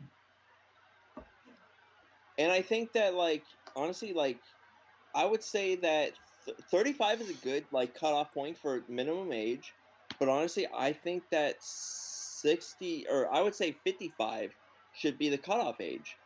Because think about it, if you're gonna run 2 terms, that's 8 years. Mhm. You have 55 to, Right. plus But I mean, 8. yeah, just thinking about like the modern presidency, that thing will fucking age you 20 years. I mean, look at Obama. He started off, looking like really young, and like Obama's a handsome dude. Let's Yeah. just be real. No, Obama was a yeah, really I handsome agree. dude. He was super young looking, and at the end of his 8 years, it looked like he aged 20 years. The only one that didn't look that he aged like 100 years was Donald Trump. It's like, Yes. Yeah, even with all of like all the scrutiny and the shit that was dumped on him. yeah, Yeah, because but I've seen all this shit before. It's just happening in a different venue. But exactly. but that just still doesn't mean that I'm gonna vote for him in the primary. No. Hmm. It's just, but yeah, it's just like that's the thing. Like, to me, like 35 to 55, you have a 20-year range to run for president. I think that's fair. That gives Agreed. you 4 cycles to run for president. That's Hmm. that's good enough. If you can't accomplish it then, that's your problem. Right. Yeah, and I mean, this is like the only time that we could possibly say that the founders didn't have foresight. Um, because like who would have foreseen like medical technology advancing to the point where people could live like up until like their 80s and shit. Because I mean, back then, like just being in your 60s, you were considered like super fucking old. Yeah, exactly. And we had, what was it William Henry Harrison, who, like, because he was like around, I think he was like 50, or like, kind of like around that, and like people were like, you're too damn old, and like they're making fun of him, and like he won the presidency, and to prove his youthfulness, he decided to, like, have his like 4 hour and inauguration speech in like the middle of like this like sleet and freezing Snowstorm, rain. Yeah, and then he contracted pneumonia and he and they died died. 6 years later. It's like, exactly. It's like it's like, and he's a joke on history. And I'm not saying that he wouldn't have been a good president. Maybe he would have been, but it's like, that's the problem. Like, you're too fucking old. Mm. And like I said, you have a 20-year range of running for president. Isn't that enough? If you can't make it at that point, it's Yeah, fine. it's Just time to move on. Time to move walk on. off into the sunset. All Get the right. fuck out of here. Yeah, just be the best be the best grandpa, grandma you could be. You've lived a good life, Indeed. All right. and you have more years left to live. Like, you're probably gonna live another 25 years. You're gonna have a great life. Just live your life. Yeah. Don't run the country. All right. Okay. Yeah. Let's power through these last two topics. Um. And then because yeah, that went on for just a little bit longer than I was expecting. I'm sorry. I just we had to kind of deal with that. Yeah, it's okay. Yeah. Anyways. All right. So, okay. So Robert thinks that they can be intimidated. I think yes, they can be intimidated. Not likely to happen. If anything, it goes to instead of a 6-3, it goes to a 5-4. That's basically the takeaway. I go to I go the like it flips the other way to like 5-4 the other way.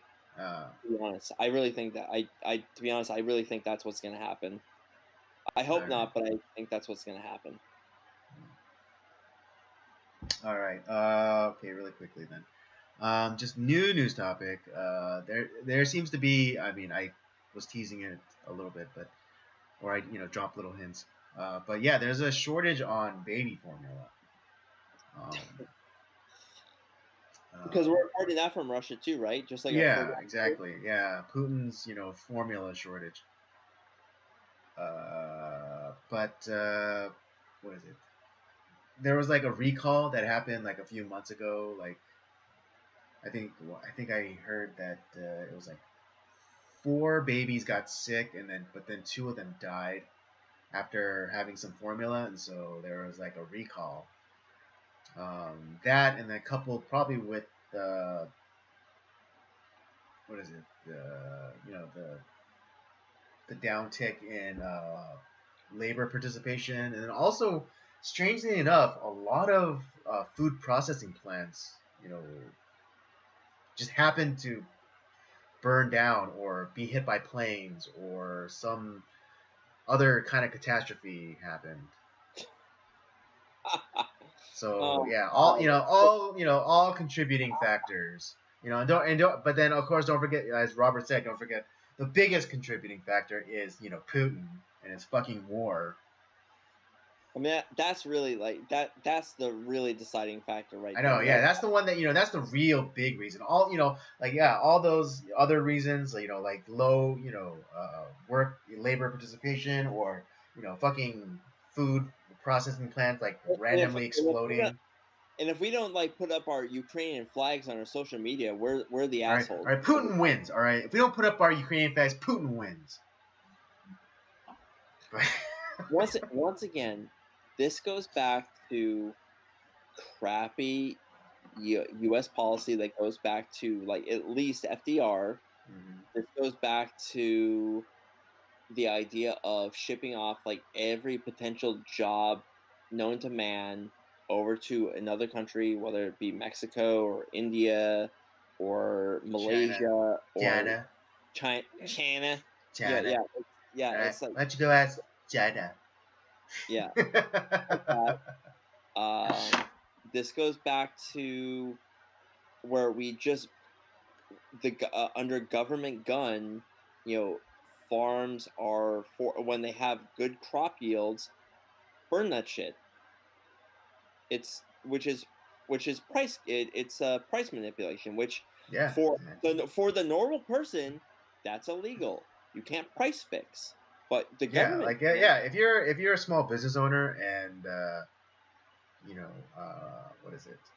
Well, let's say you have a sandwich making business, and then you say you tell your customer, oh, this is the last sandwich, and then you raise the price to instead of $5 you charge $10. Then that's a fucking problem. Well, and I remember that there's a King of the Hill episode that deals with price fixing. Yes, exactly. I know what you're talking about. Yeah, like the four main dealers of propane, like they all collude together, and if one person increases prices, then the rest of 3 of them will raise prices as well. Yeah. Now, if they do it, that's illegal. But if the government does it, not illegal. Yeah, so, I mean, what is it? The government pays farmers to leave their fields fallow. Yeah, which is stupid. Mm-hmm. But yeah, this all, and I'm sure that there's a lot of formula that comes from some other country. And like I said, I'm not like one of those people that's like I'm anti-formula. You got to go all natural. Like if you don't suck on the tit, like your baby's gonna die. Right. No. Yeah. I mean, me too. Like I get it. Sometimes ladies, I get it. You're tired. Your nipples are chapped. It's a whole thing. I get it. Your girls need a day. A day off. there's also medical reasons why why like certain women can't breastfeed. Like, whether they've had, let's say, like they had breast cancer before they got pregnant. Hmm. They can't breastfeed. Yeah. Or like, let's say like there's some sort of other disease that they have. Like, let's say like, they have HIV, whatever. They can't breastfeed. So so there's gonna be those moments like where, yeah, certain babies are gonna have to use formula. But why the hell, in this country, why we can't produce formula here? This go like and I guarantee this is one of those things where, like, we don't produce our own formula, just like we don't produce our own fertilizer for some fucking reason, because we don't have people that Oh, should Robert, or don't you know we're the top producers of fertilizer. All we have to do, what we have to do is, send trucks to DC. or San Francisco. Yeah, to scoop up all the bullshit. But anyway, Yeah, it's just like, continue. but how we that's why can't we just produce that here? It's not like Yeah. it's not something that we can't do here. No, I It, mean, if there's no anything, like we're primed to be very self sufficient. I mean, there is no reason why we should be relying on Russia or China, Iran or China or China. anybody for anything. Yeah, if anything, I hope this is a wake up call to all those people who are like, "Oh, globalism is great," and blah blah blah. It's like, yeah, yeah, like a system of interconnected dependency. It's like, no, no, that's not what it is. This, Like, it'd be one thing, like, yeah, if like we were exporting a lot of shit, if each country was exporting something to one another, but it's like that's not That's not what's happening. America is like the biggest importer of foreign goods out of all the I think the G7 countries. this is a problem 60 years in the making. This is Mm-hmm. not something that happened overnight. It's what the idea of, like, problems happen gradually, then suddenly. This is a prime example of that. Mm-hmm. This has been a problem 60 years in the making, and now it's just happening suddenly. Because of various reasons. Well, it's not because of, like, the things that are happening in the now. This is because of bad policy that's been happening for years, decades.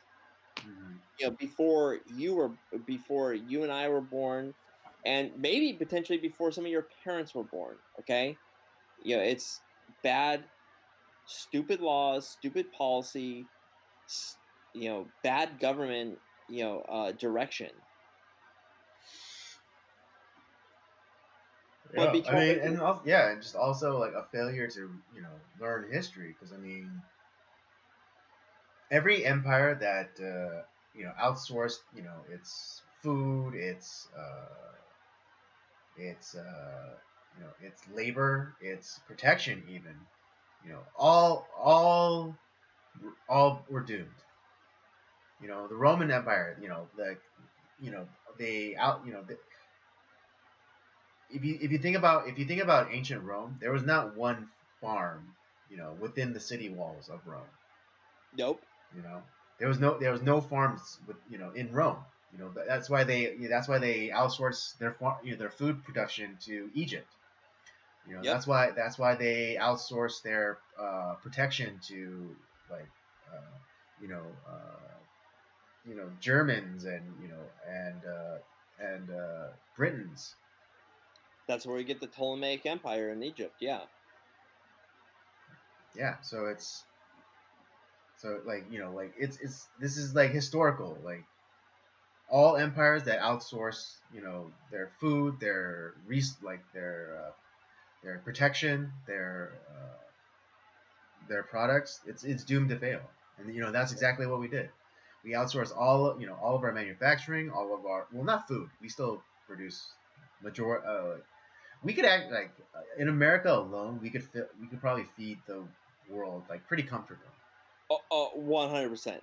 From California alone, we could Yeah, feed from the world. California alone, we could probably from California alone, we could definitely feed everyone in the country, and then from America in general is just we could feed the world quite comfortable. Absolutely. Like the amount of like the amount that we produce and like the amount of like stuff that like we like literally allow to rot in fields. It would break your brains how much like America produces. Yeah, But when I first heard that, like, where the government, under penalty of, essentially like government gun, mhm, whether they have to burn their crops or just let it just die on the vine, mhm, I was I was like, no fucking way. There's just no way. mhm. We're always constantly bitching about like world hunger and all this shit, yet this is what's happening because of like your the price. That's price fixing. That's illegal. And I just, at the time I was like, I wasn't like really like awoken to like, the insanity of like just bad government policy and all that stuff. But I was like, Mhm. no, no, no fucking way. That's just no. There's no way. And the fact is that, okay, great. We made more. The God gave us more than like we needed. Let's give that to people who don't have food. Just fucking give it away. Who cares? Yeah, I mean, yeah, there's like literally a verse about like not harvesting like or no, not picking up the grain that like falls like to the ground and like leaving it for like the homeless or Yeah. like or the destitute. It's like after you harvest like your like the good portion, like anything that falls on the ground, like you know you were not to touch, and you were supposed to leave it for uh, the less fortunate for them to come and glean off like whatever they could from the ground. That was Great. an act. That was an act of charity. Exactly. And that's not happening. It's just like there's going to be a reckoning for that. There's going to be a reckoning for, people killing babies in the womb. There's going to be a reckoning for all of this shit. I don't know when that's going to come. I don't know if it's going to be our lifetime, our children's lifetime, our grandchildren's lifetime. I don't know. But there's Hmm. going to come a point where it's Yeah, like there's exactly. going to come a reckoning. Hmm. Yeah. I mean, yeah, no one is beyond, no one is beyond the reach of God. No one is out of the sight of God. And I think, God sees who the good people are and who the evil people are. Obviously, we don't necessarily have a lot of power, but I think we do. You and I, at least, I think, do the right things that we can with like the amount of ability and prayer that we have. You know, Hmm. I don't think that he like charges us with like the same amount. Like that. He's not gonna charge us like like what he would do with like people who are willing, knowingly killing children in the Hmm. womb. Hmm. Um, Obviously, we don't have, it's not like we alone can. Well, we're gonna end Roe versus Wade. We're gonna make abortion illegal. Obviously, we don't have that power, and I think God realizes that. But we can at least we can speak out about it, and we can pray about it. We can do what we're doing. I mean, we're Hmm. utilizing a platform where we can talk about it and like, hey, this is wrong, and we're not going to participate in it. We're not going to vote for stuff like this. We're gonna do everything we can within our power against this. I think God sees that, Hmm.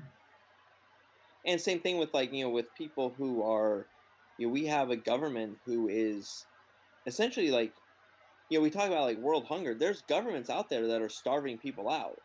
You know, we could, we could, there's so many hungry people within our own country. It's like, yeah, because you're fucking burning crops or letting them die. And if the farmers don't do it, the government either like, steals their farm, or they like penalize them to like essentially where they and end up taking over their farm anyways. Yeah, or yeah, or the government just gives them money. to shut them Yeah, up. exactly. And of course, yeah, they're gonna take it. Okay. But then we also supposedly like farm out all this food to other countries, and that's not going to people that are in need. Like Venezuela, they're still How much money do we give those people? They're starving to death. Hmm. Or Yeah, Iran. or still eating zoo animals, or whichever zoo animals are left. Exactly. And those governments, like, there's no reason that Venezuela should not be a prospering country. Yeah, I mean, technically it was, before the government got involved. Yeah. There was a government, like, I think Venezuela is one of, like, the biggest export of petroleum, in South America.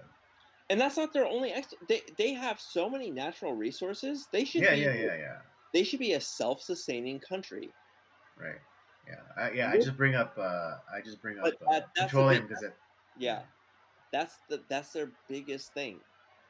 But they have so many natural resources Hmm. that they should be a very rich, self-sustaining country by Yeah, and themselves.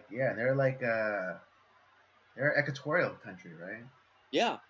Yeah, so like great, great, farmland, lots, plenty of rain. Um, They couldn't destroy a forest to save their life. right, exactly. You could chop down like like a quarter of the forest today, and it would grow back within several months. That's how insanely crazy that it is over there. Hmm. How everything grows. Exactly.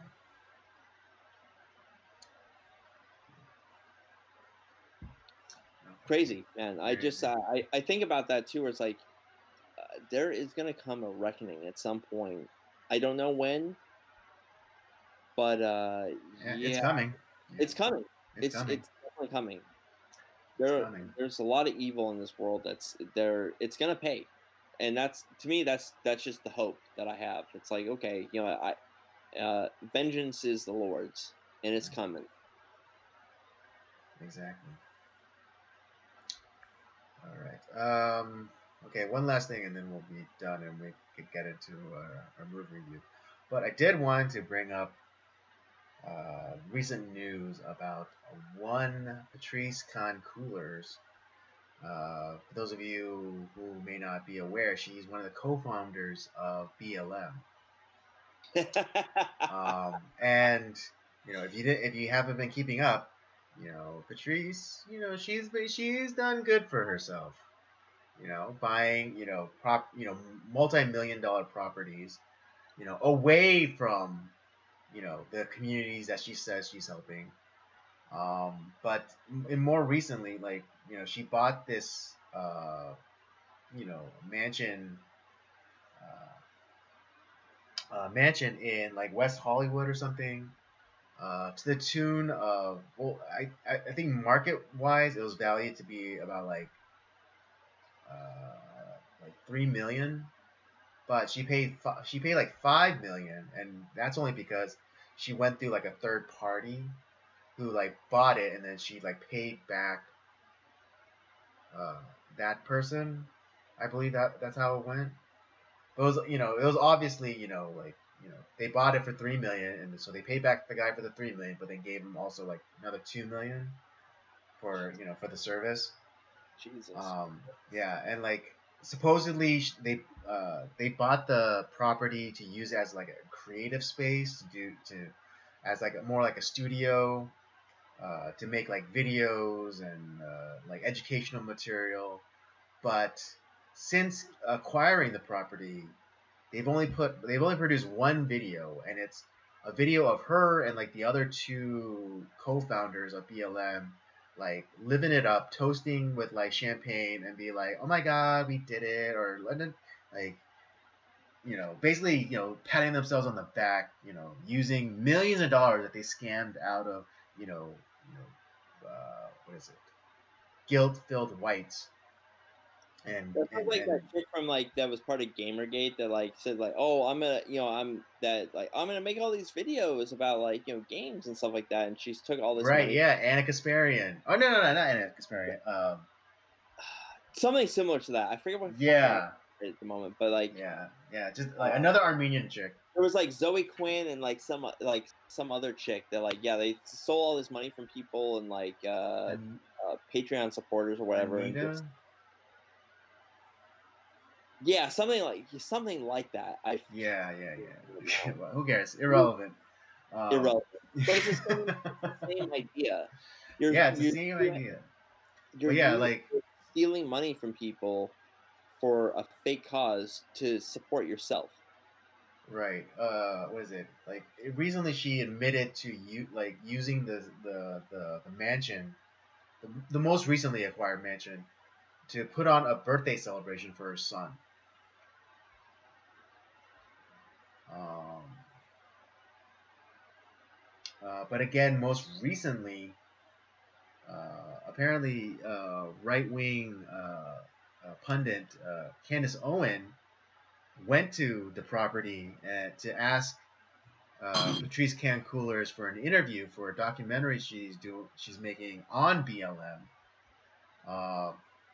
But obviously Patrice Can-Coolers declined, but she immediately went on to social media and did a live video on Instagram saying how like, oh, Candace Owen came to my house and she was like screaming for me to do an interview, demanding that I be interviewed, and she immediately went into like victim mode, saying like, oh, I was so fearful for my life. You're so fearful of the life of my son.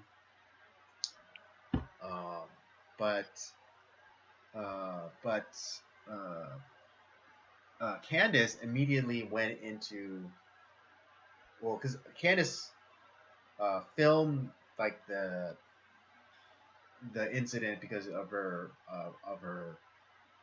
documentary, but she went and did her own video saying like she only went there to ask if Patrice Can-Coolers would sit for an interview, um, but of course she refused, and the security guard like taped the incident, and if Patrice Can-Cooler's account is true, then why does she not just publish the video exposing Candace as this crazy person? And of course the answer is because that Patrice Can-Cooler's account is 100% 100% fake. Exactly. And it's just because if it were the case that Candace Owens, I add a pregnant Candace Owens, because she's pregnant right now. But if she was pregnant, and if she had if Patrice Can-Cooler's account of the incident were true, all she would have to do is release the video, and that would be the end of it. But no, she does. She goes on her live thing and paints herself as the victim, and shed some crocodile tears and say, "Oh, I was so afraid for my son," and oh my gosh. God, I fucking hate these people. I really hate these people so much. All these charlatans and glad handers that they are the worst kind of people. Yeah, absolutely. Isn't it like I don't know if you know much about like Dante's Inferno, but isn't like people who are like fraudulent and like people like this aren't like they in like the lowest levels of hell? Something like that, yeah, or like at least mid tier. Yeah, it's just like they are the worst type of people. Yeah, and I mean it's so obvious because all you have, the one question you have to ask is, where did that money go? And then the follow up question is, what community center did they open up? What credit union did they open up? What scholarship did they start? What with that money? What families did they help that were? Yeah, what families did they help out? Did they help out Tamir Rice's mom? Did they help? Did they help out with George Floyd? No, his fucking funeral was state funded. Yeah. But yeah, even yeah, Tamir Rice's mom, she even fucking called them out, saying like, "Hey, where's my check?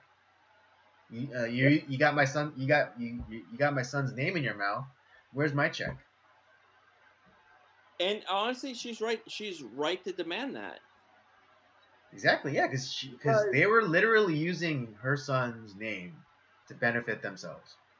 yeah, and honestly, like it's kind of like the same idea. Like I think of it as like all the the with the NCAA, like they're the way that they utilize people's collegiate careers, and they make a bunch of fucking money off of their like, and those students, like, if you take any sort of funding, they're cast out and like, oh, you're terrible. It's like you're yet the universities are essentially taking their licensing and stealing money from them. Right. Yeah. I mean, like, what is it, like the basketball games, like they're using like for like the like yeah the college editions, like EA, they're using their likenesses. Hmm. And I mean, yeah, they're students. They're Football. students first or whatever, but you know, the university is benefiting, off of their labor. But it's not even like just like the game stuff, but like jersey sales. Oh Uh, yeah, that's right. yeah, jersey sales, ticket sales. It's they're not coming Yeah, because of like, concessions. yeah, that's all because like I look back at like USC, right? Hmm. You had guy like, especially back in like the early the mid 2000s, you had like USC. They had like one of the best teams, and like Reggie Bush ended up becoming like vilified as like he was like the number one like enemy. Oh, he took money from like these scouts, and he took money from all these like benefactors. Like, why wouldn't he? Like, the reason that people are coming to your fucking games is because of fucking Reggie Bush. He's one of like he's this gifted athlete that people want to come watch. They're buying tickets. They're buying his jersey. They're buying the NCAA video games to because of Reggie Bush. They're not they're and people are coming to USC because they want to watch Reggie. Because they want to go to USC to play football. They want to be like Reggie Bush. They want to. It's this whole like cycle, and yet like he becomes a villain because, oh, some recruiter gave him like some extra money so that he's not a starving student. Hmm. Yeah, I mean, I think even OJ got some kickback, back in his day. Exactly. It's like, and the fact that like these people aren't getting like like, I'm not saying that they should get like pro money. Don't get me wrong, but No, yeah. I'm all for like these guys getting. You got to give these guys something. Hmm. Let's let's be honest. Even if they're not going pro, they're still like gifted college athletes, and people are coming to go watch them. Hmm. And they're not there to get like they're not there to be doctors. Okay, it's not going to happen. Right. They're getting like some degree of some sort. It's not but after like, especially after freshman year, they're not they're not really in class. Okay, Right. I mean, yeah. There's like, yeah. That's the what is it? The old trope, like of like like the student athlete. yeah, they're- or yeah. I mean, just like in TV shows where like like, oh, I gotta go to my communications class, but it's like it's just them watching like TV. Old like Gilligan's Islands episodes or whatever. yeah, So yeah, like yeah. So I mean, again, not to knock these athletes, not to say that they're dumb or anything, but they're not. they're not going there to become doctors or lawyers They're going or there to engineers. I mean, maybe, but not likely. they're going there to become pro athletes, and that's Hmm. fine. That's not a problem. But like, the fact is like, okay, you want to like you want to kind of keep this like wizard spell out there. Make it a fucking like uh give them like a bigger scholarship. Okay, let's say like the scholarship that you have, it pays your tuition plus Yeah, give them some walking around money. like $100,000, plus $100,000. That's gonna help you throughout your 4-year university career. Yeah, exactly. That okay. If you wanna keep the smoke screen alive of the quote unquote student athlete, do that. But don't vilify these people and take away their Heisman trophies and like all this shit because they had to go behind, they had to kind of do this whole workaround where they're having to, they don't have enough money to pay for their meals and whatever, and they took some, the scout gave them like $100 to like buy a meal. Hell, we watched that in fucking like, I don't know if you remember the show Coach. Hmm. They dealt with this too, like, and that's back in like the early '90s. Right. So this has been a problem for a long fucking time, Hmm.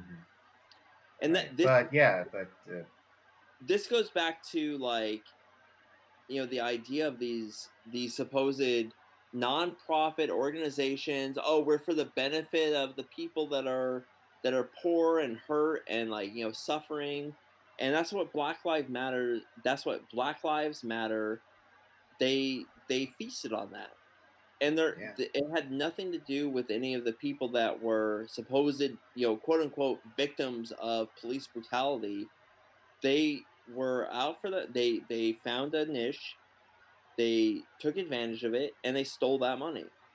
Yeah, That's I what these, mean, it's an old grift. I mean, it's not as even though that this has been what happening. is it? Yeah, like Jesse Jackson and Al Sharpton, like they were kind of like they're the OGs. People Yeah, people forget, but what is it? It was it was I think it was Al Sharpton, but he like he basically did the race grift on like this woman who said that she was uh this black woman who said that she was raped by two white guys, and like he went out there and he fanned the flames, and I think like a race riot kind of erupted.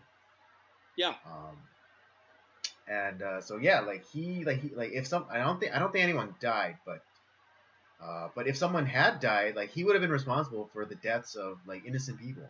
And I think it was a lie too, like the woman like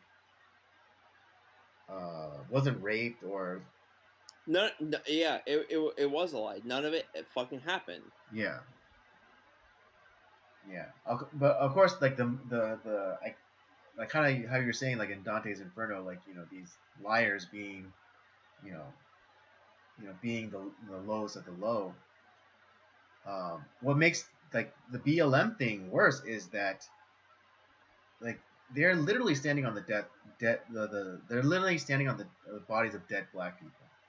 Yeah, You know, and it's and not and and it's and they come out and like they start like marches in the name of these people, and yet you know like they're not helping out at all.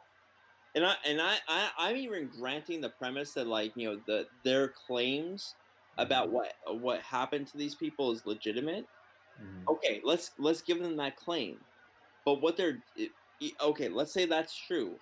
But what they're doing, like you said, literally standing on their dead bodies, taking money from all sorts of organizations that are trying to like that they're wanting to give to these families that were supposed victims, and they are stealing that money and using it for themselves, Exactly. which unfortunately is like on 95% of our charities today. Indeed. Indeed. Yeah. I mean, yeah. Like what was it?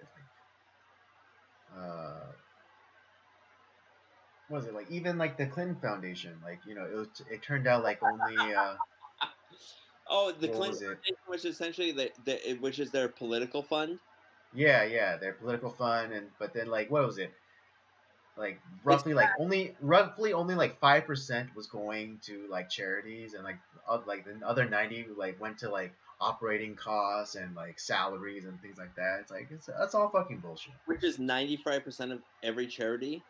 Yeah, exactly.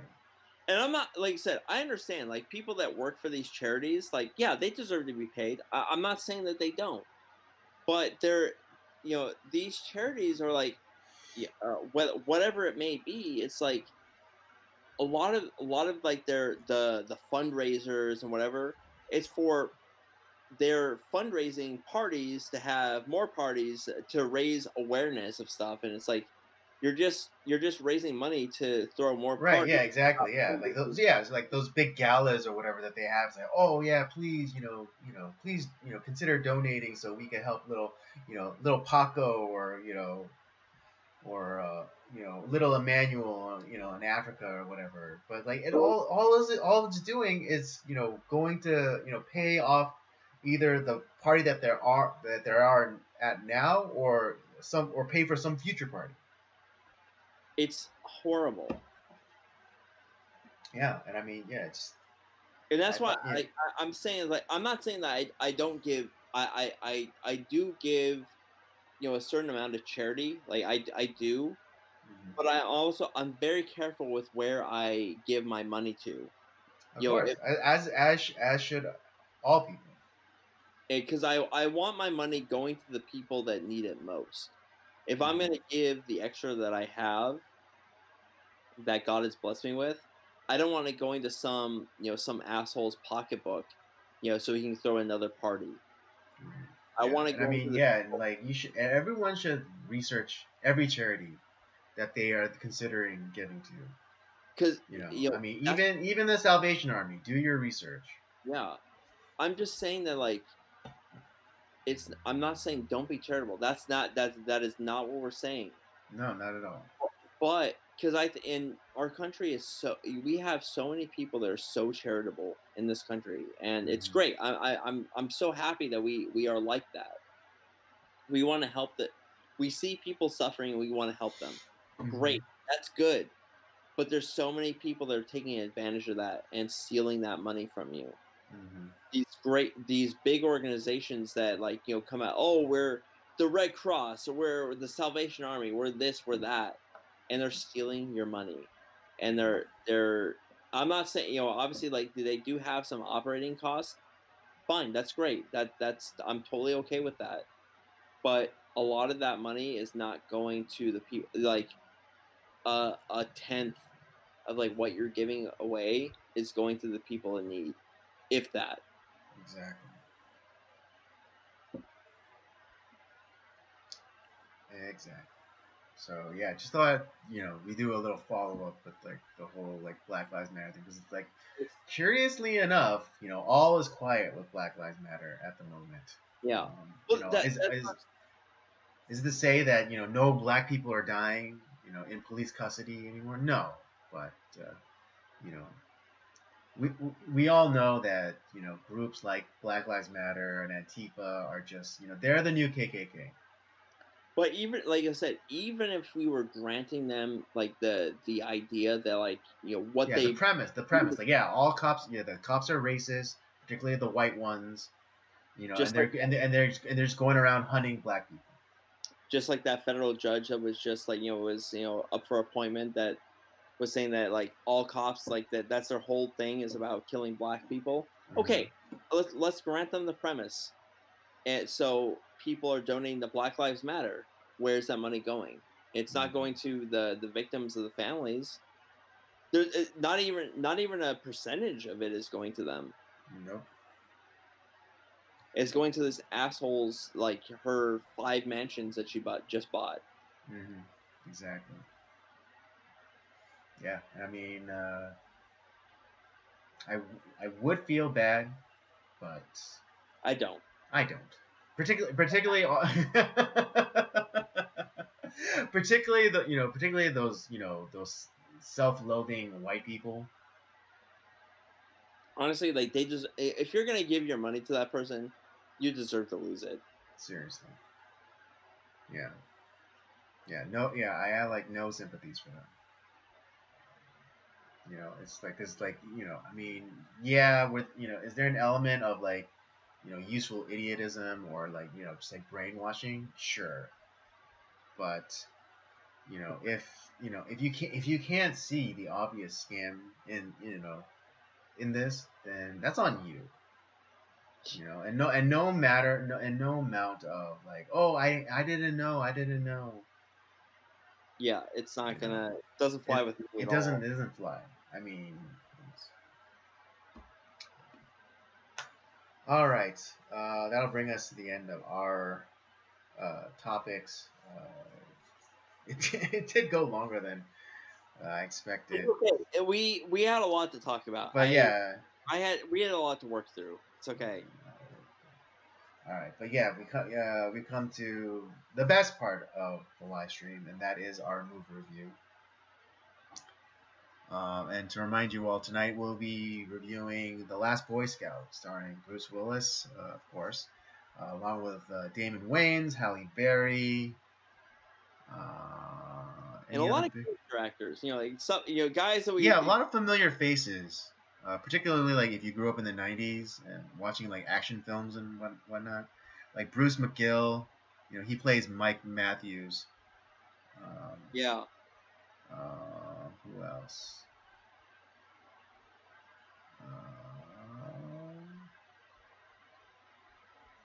Noble Willingham. Yeah, he was in. Yeah, he plays Sheldon. The owner of the fictional Los Angeles Stallions. Yeah. Eddie Griffin is in this one too. He's the DJ at the strip club. I saw that too. I was like, oh shit, Eddie Griffin's in here too. Yeah. Oh, and a pre Tybo Billy Blanks. No shit, he's in this too. Yeah, he plays the football player that kills himself. That's Billy Blanks? No, yeah. Oh shit, that's Billy Blanks. I haven't. Yeah. So to my Billy Blanks story, right? Uh-huh. Back in elementary school, I think I was like in 5th grade. Uh-huh. We went to like the Tybo studio and like we did all that stuff. So I have a shirt with his signature on it. Oh, nice. Yeah. So I was like, so I have his signature. It's like I had no idea that was I was like, man, that guy looks so familiar, but I couldn't put the name to the face. It's like, oh shit, that's Billy Blanks. No shit. Yeah, when I first saw him in that opening scene, I was like, that guy looks really familiar. And then I was like, and then I saw the credits. I was like, Billy Blanks. Like, that's who it is. Yeah, because the first time, because I never watched this film like back in the day. Mm-hmm. The first time I saw The Last Boy Scout was for this review. Like I've watched it a couple times since we talked about we were gonna do the review. Mm-hmm.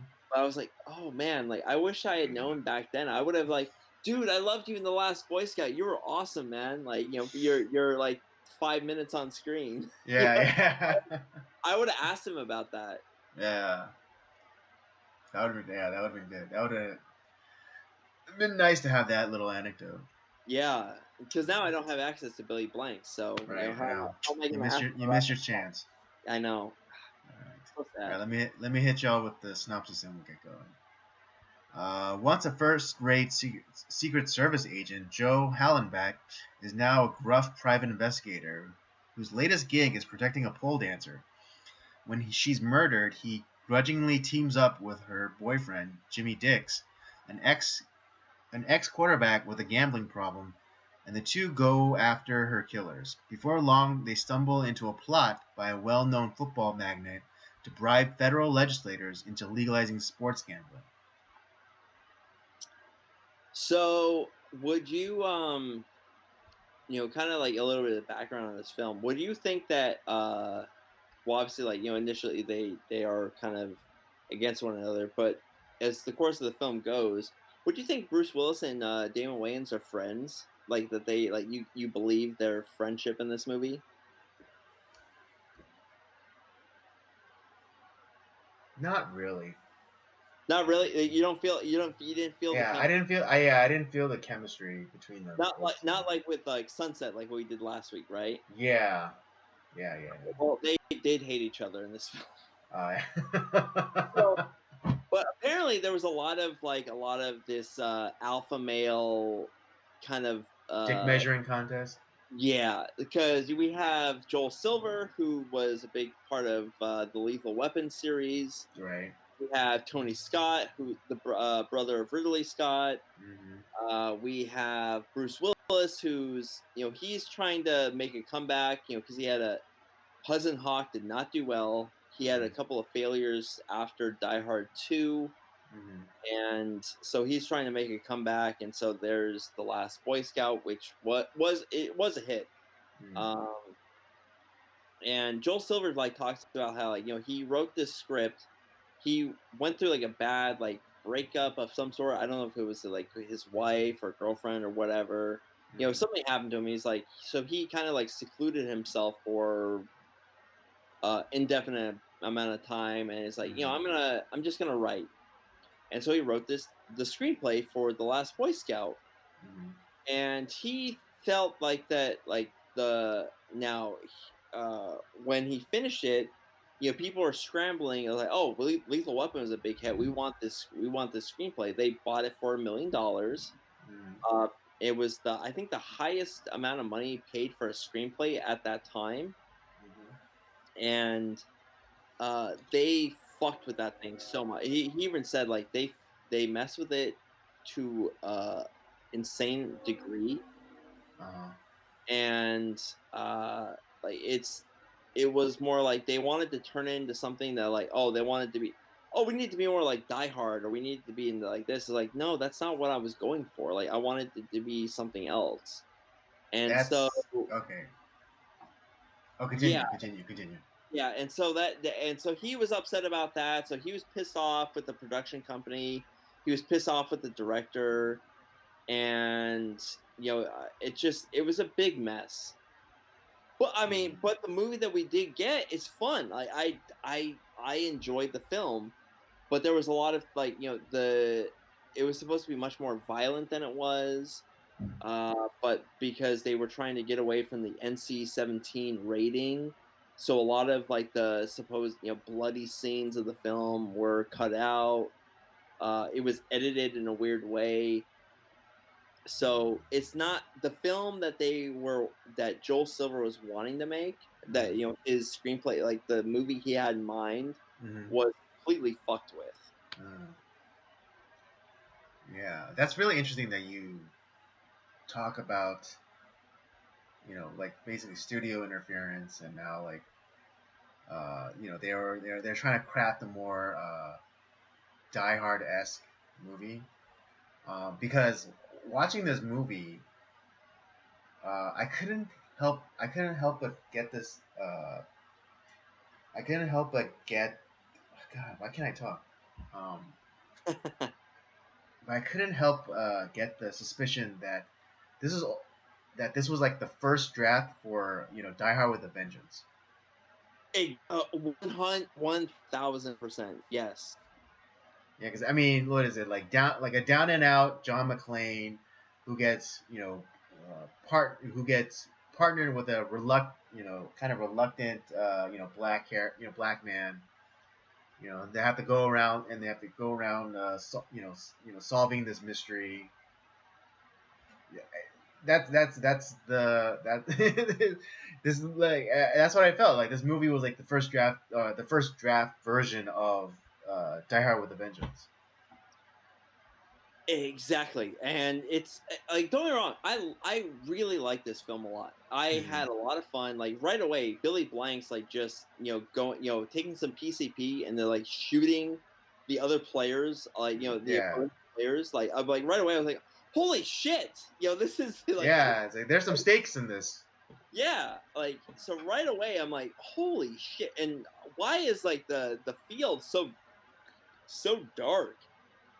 I know, for a stadium with all those lights, it's pretty damn dark. But I did love Friday Night for Football. I love that song. I had it stuck in my head all day. That's right.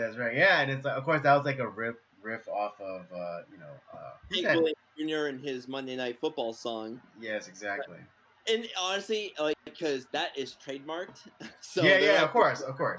But it's like Chili's, or it's like Chili's when they came up with their own birthday song, because the happy birthday song was copyrighted still. Yeah. Well, it's like even then, like that Friday night for football. Like I was like, I'm totally down for that. I want Friday night football now because of that song. Friday night is a great night for football. Uh, Right, so right. Start of the weekend. Put your feet yeah, up with some with a beer. fuck yeah, dude, I'm down. Um, but yeah, it's like the movie starts off like this, this very zany, crazy way, and then we kind of get like thrown into like the horrible life that was it like Joe Hallenbeck, Mm-hmm. John or Joe? I forget what Joe. Joe. Joe Hallenbeck, he has a very terrible life. His marriage is falling apart, Mm-hmm. and we find out later that obviously he was a former Secret Service agent Mm-hmm. who saved the president, and The Jimmy Carter president. I'm having some feelings about that. yeah, but but he also like he ex- he punched a senator who was essentially like he was raping women, Mm-hmm. in a horrible way. So he took care of that, and that's why he's no longer a Secret Secret Service Service agent. agent. And so he's become a private detective, and he's kind of become a loser in a lot of ways. He Mm-hmm. drinks himself like to in a stupor, and his wife hates him. His daughter hates him Mm-hmm. because like the way that his wife treats him. Mm-hmm. And that's kind of like where we get introduced to the character that way, and his partner, who we find out is sleeping with his wife, which is really fucked up. Mm-hmm. Uh, Although it gives was I do think it was pretty brilliant of him detecting all the clues. dude. Well, it shows that he's still a good detective. Yeah. He's not an idiot. Mm-hmm. It's like you forget that yeah, I have a lot of problems, but you forget that I'm a detective, right? Yeah. Like we have the toilet seat up, we have the shower that is like all like the Yeah. bathroom is The bathroom's still steamy, and yet her hair is dry. dry, and he's not under the bed. So obviously this guy's in the closet or Mm-hmm. somewhere like in those realms. So you can either tell me the truth or I'm gonna shoot the closet door. It's like, and the fact that like it's his friend, I'm like, Mm-hmm. oh, dude, that you just Yeah, and it was the friend that like got him like the job. yeah, you don't fuck your friend's wife, dude. Yeah, that's bro That, code. and I love like as they walk outside, it's like, well, we're not friends anymore. Obviously, like, well, head or gut. Ah, fuck, gut. Yeah, It's like yeah. he took it like a man. He did. He at the very least took it like a man. Yeah, head or gut. Fuck, gut. It's like he has something coming. Mm-hmm. And it's like what's the address for the job? It's like, you still want the job? It's like $500 is $500, man. It's- oh, and that's really where like the film really starts to take like place, because his friend ends up getting blown up, Mm-hmm.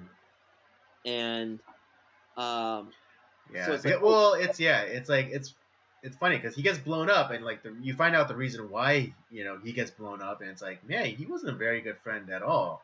Fucking his wife, trying to pawn off a really dangerous job to this yeah, guy. He's a fucking asshole. I'm glad he got blown up. friend, dude, like because he knew that like, oh, this is kind of dangerous. Yeah, I'm glad he got blown up. Yeah, but we don't know that at the time. Right, right. Like, holy shit! Like this movie, like we had a guy that like took PCP, shot 3 people on the football field, and then killed himself. And then like we have this guy that like is fucking his wife's friend, and he gets blown up out of nowhere. It's like, god damn, this job is like crazy. Mm-hmm. So this movie is like right away super exciting. So Mm-hmm. you're in it.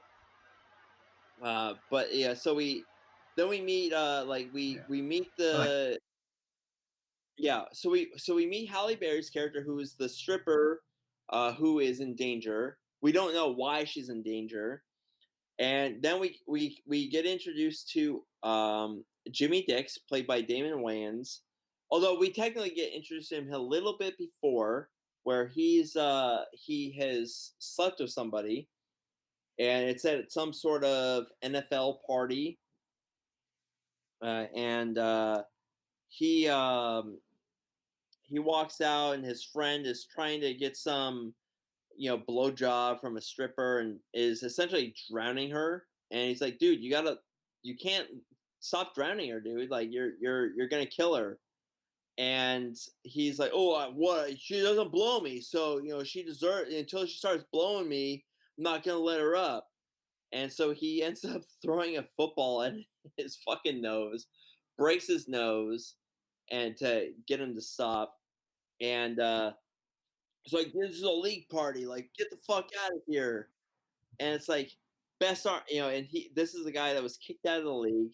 Hey, I'm still the best arm in the league, the National Football League, bastard. And like, so that's our introduction to Jimmy Dix, Damon Wayans' character. And although technically it's more like he gets two introductions, because you have like that initial one where it's like, yeah, he's like this over the hill or like has been player, but he's kind of a decent guy because he stops like this girl from being drowned because she wouldn't but I think perform fellatio. But then also, you kind of get, you introduce them to him again later on in the movie, at Joe's place. Yeah.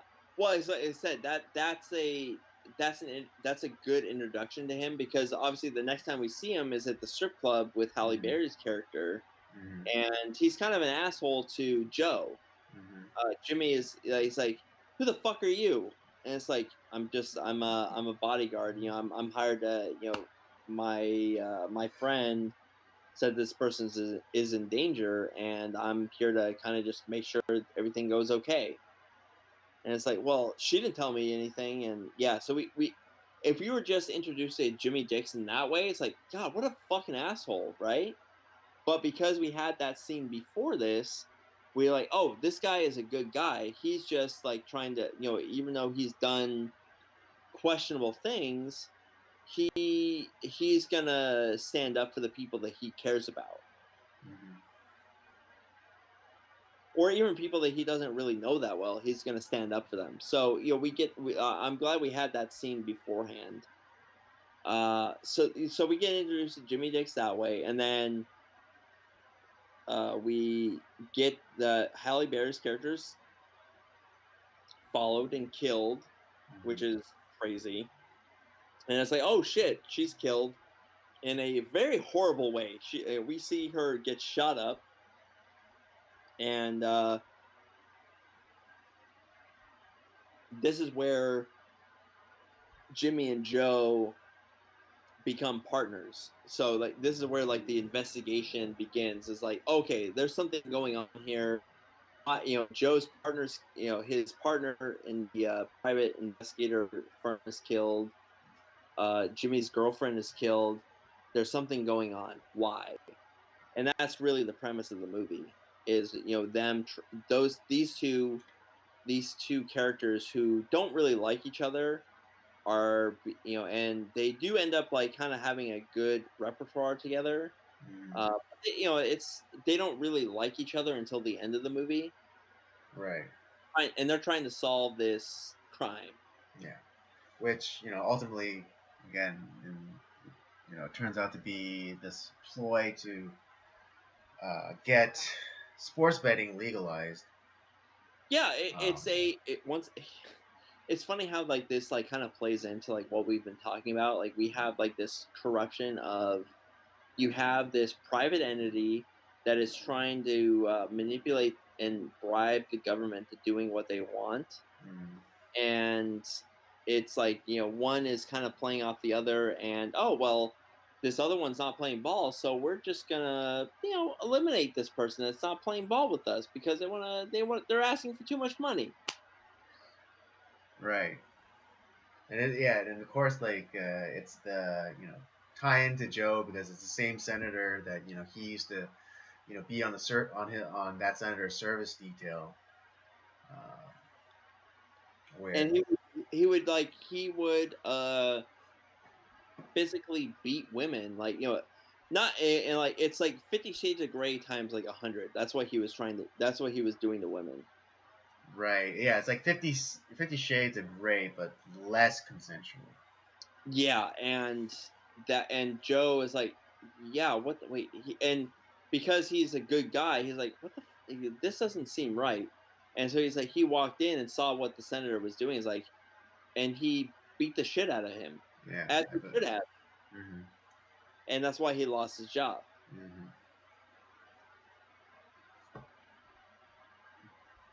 And that's really like kind of like the whole play of the movie. It's like, okay, well, we're gonna kill this senator, but obviously we can't, like, implicate the people that are involved, so we're gonna implicate somebody that we know. Yeah. So yeah, Joe becomes the fall guy. Um, and I gotta say that I do like his personality, especially like when he's like being held by the goons, and he asks for a cigarette and he keeps getting smacked in the face. Um, If you touch me again, I'm gonna kill you. yeah, exactly. You touch me again, I'll kill you. And so like yeah, because like the bit is he asks for he's being smacked around and then he asks for a cigarette. And then so like the henchman gives him a cigarette and acts like he's gonna light it, but then like immediately goes with a punch, and then kind of interestingly like the interpretation of turn the other cheek, the interpretation that I've come to like is that kind of like if you get struck in your other cheek, give make sure that that's what like the guy wants. And so again, like Joe kind of plays it off, and it's like, oh, I seem to have dropped my cigarette. Like, can I get another one? And so the henchman again like gives him a cigarette, goes through the whole motions of like giving him the cigarette and then going to light it, but then he punches him in the face again. And so again, Joe asks for for a cigarette, and then he gets it, and then and then Joe like uh, instead of allowing himself to be punched, he palm heel strikes the henchman, and I mean, of course, this can't physically happen, but he palm heel strikes the goon's nose, and it drives his nose right up into his brain, killing him. And I gotta say, uh, I really like that part of the movie, because again, it kind of it kind of it matched an interpretation of like the whole like turn the other cheek Yeah, thing that I've come to enjoy. It's like it's like, oh, like kind of like let your yes be yes, let your no be no. So like if you're gonna punch me like because you want to start something, give it to me right here and let's find out. And so yeah, and so he did it twice, and so it's like it's on now. yep. Uh, and yeah, like I said, this whole movie is just it's fun, but like it's one. Now it did do well in theaters, Mm-hmm. but the knock on it was this is essentially Die Hard, Mm-hmm. and that's not what Joel Silver was going for. He was going for something different. There was going to be, yeah, it did have like it's like kind of like action buddy comedy like elements to it, but Mm-hmm. it was going to be more of something he was working through like the relationship stuff, which is why we have the problem with his like wife Right. and like his friend fucking his wife, all that Mm-hmm. stuff. And we don't really get more of that. Uh, um, and it's like it just felt like, okay, well, it's not the wife that's being like kidnapped by the bad guy; it's his daughter. Mm-hmm. Okay, it's like so it's just, like I said, that was the big knock from the critics and I think the public alike is like, oh, this is just like another kind of version of Die Hard Right. in a way. Mm. And like you said, it is kind of like a Die Hard with a Vengeance preview. Yeah, like You yeah, it's a first draft. It's a first draft. Yeah, and there's nothing wrong with that. Like I really like this movie a lot. Like it was fun. Mhm. I like right away, Billy Blank shooting himself in the head after shooting three people. I was like, I'm in. Like this is like, oh shit. Yeah, I mean that's not like what I expected. It was, you know, I, No. I thought it was gonna be like one of those like, um, maybe like he was gonna, allow himself to be sacked, but like, something like tragic happens and like, he gets paralyzed or like his leg gets broken, Yeah, yeah. something like that, because like, yeah, because like the whole thing is about like how the whole like system is corrupt and like, it's like, why do you think, because I think like because Jimmy's character, uh, he has like this great spiel about how like, why is it that the NFL has a injuries list, is so that to help odd makers, with making odds. Which is right. That's exactly right. Yeah, That's that's exactly, because like no other sport has like an injuries list that's like published and or well, now publicized. all sports have that too. Well, yeah, and I mean now, I mean at the time, I guess it wasn't as common, but No, no, it wasn't. yeah, but it's like, yeah, it's like, wow, like that's pretty fucked up.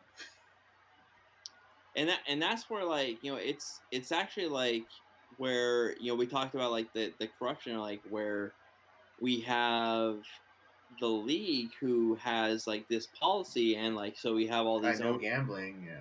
and people who are involved in the gambling, but then like the players that are involved in gambling, oh nope, nope, nope, can't do that. And that's where like Jimmy Dick's like, that's fucked up. Like why can't I put some money down on, obviously like, I want our team to win, but if our team is like the lower team, why would I not bet on our team? Or if like you think that we're gonna lose, or like we are disadvantaged in the spread or whatever, like why would I not bet on our team? Like it doesn't make any Hmm. sense.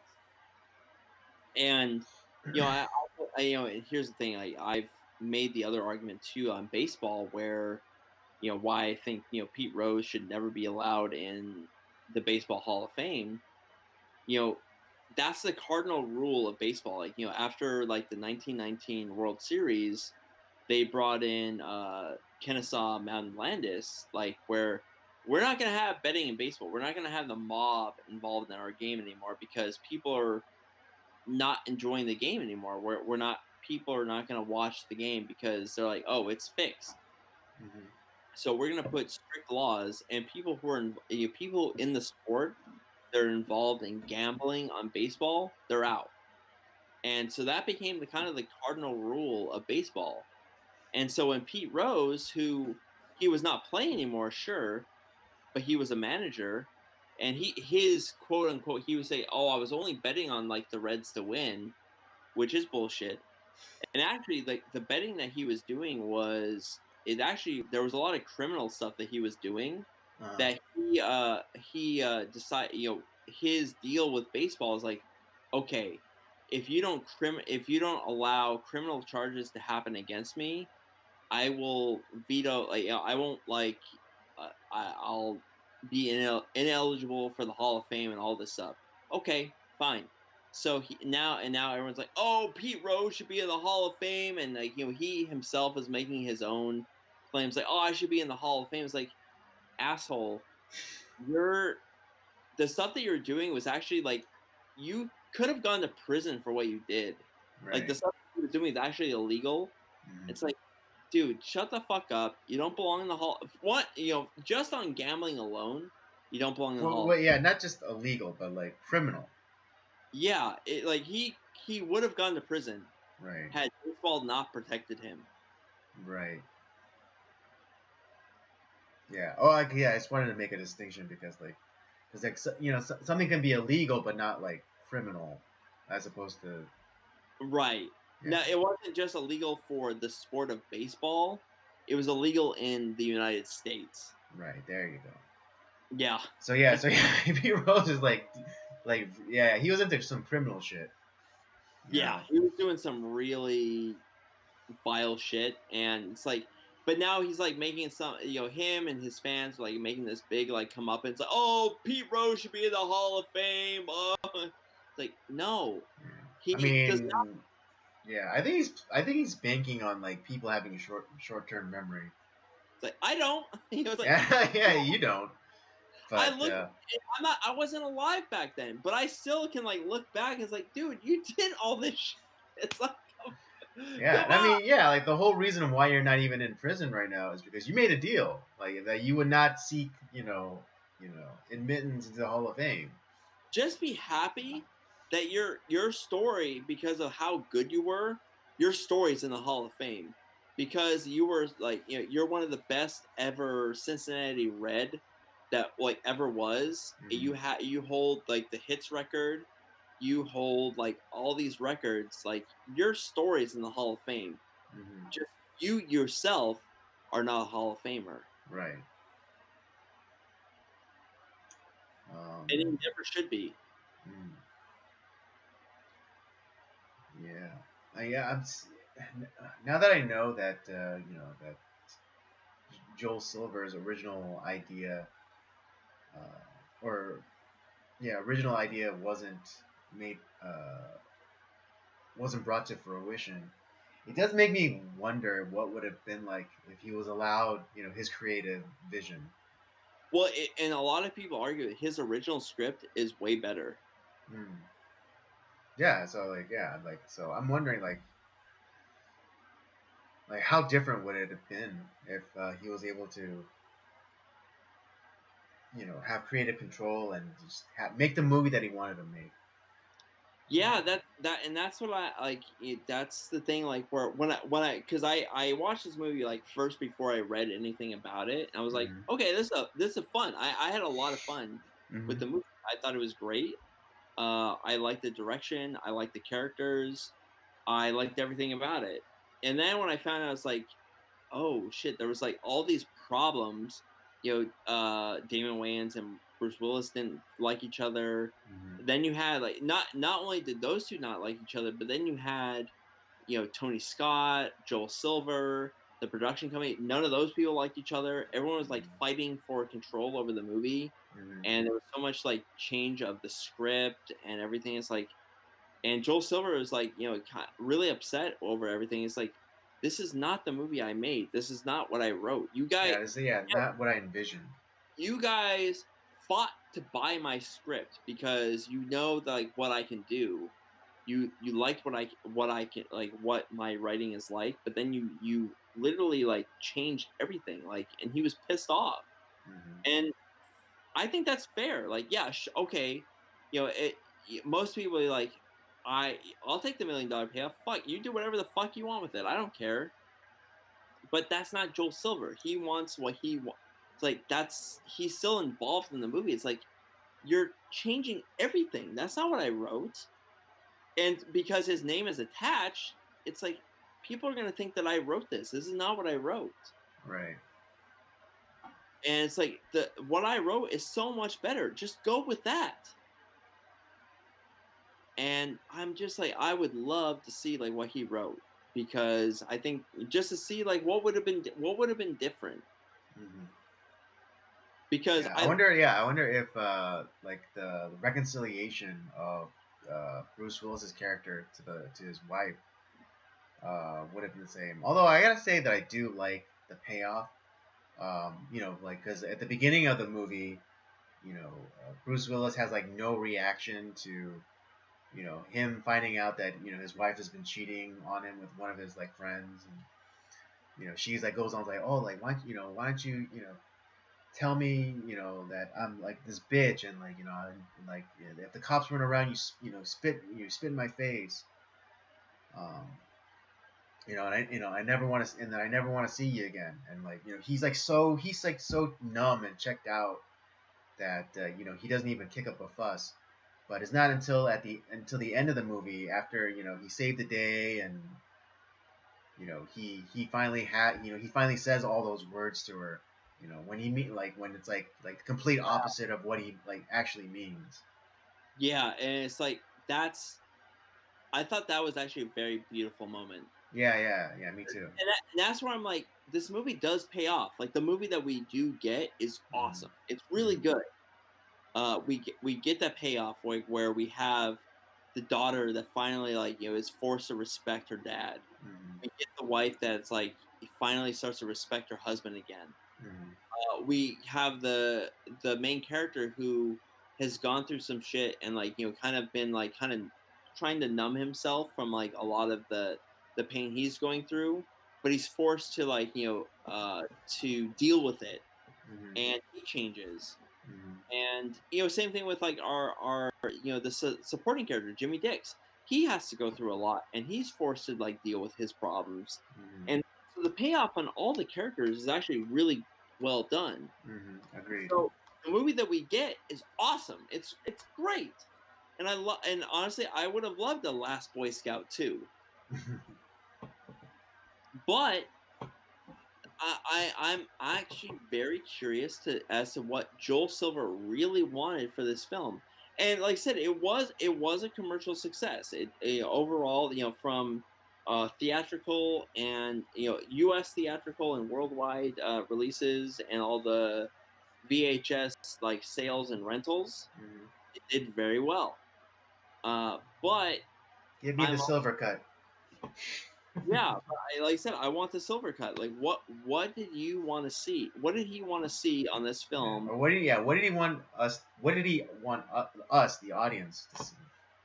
Yeah, and that's just I'm so curious. Mm-hmm. Had I not read about the movie, I would have been like, dude, I'm sold. This movie's awesome. I liked how it started. I liked how it was in the middle. The tension was great, and I liked how it ended. Mm-hmm. But I'm also so curious about what was actually supposed to happen. Yeah. Because like I said, Exactly. Yeah. this Same. does Same feel here. Die Hard esque. Mm-hmm. Again, yeah. Again, I'll reiterate. Yeah, this very much felt like the first draft version of Die Hard with a Vengeance.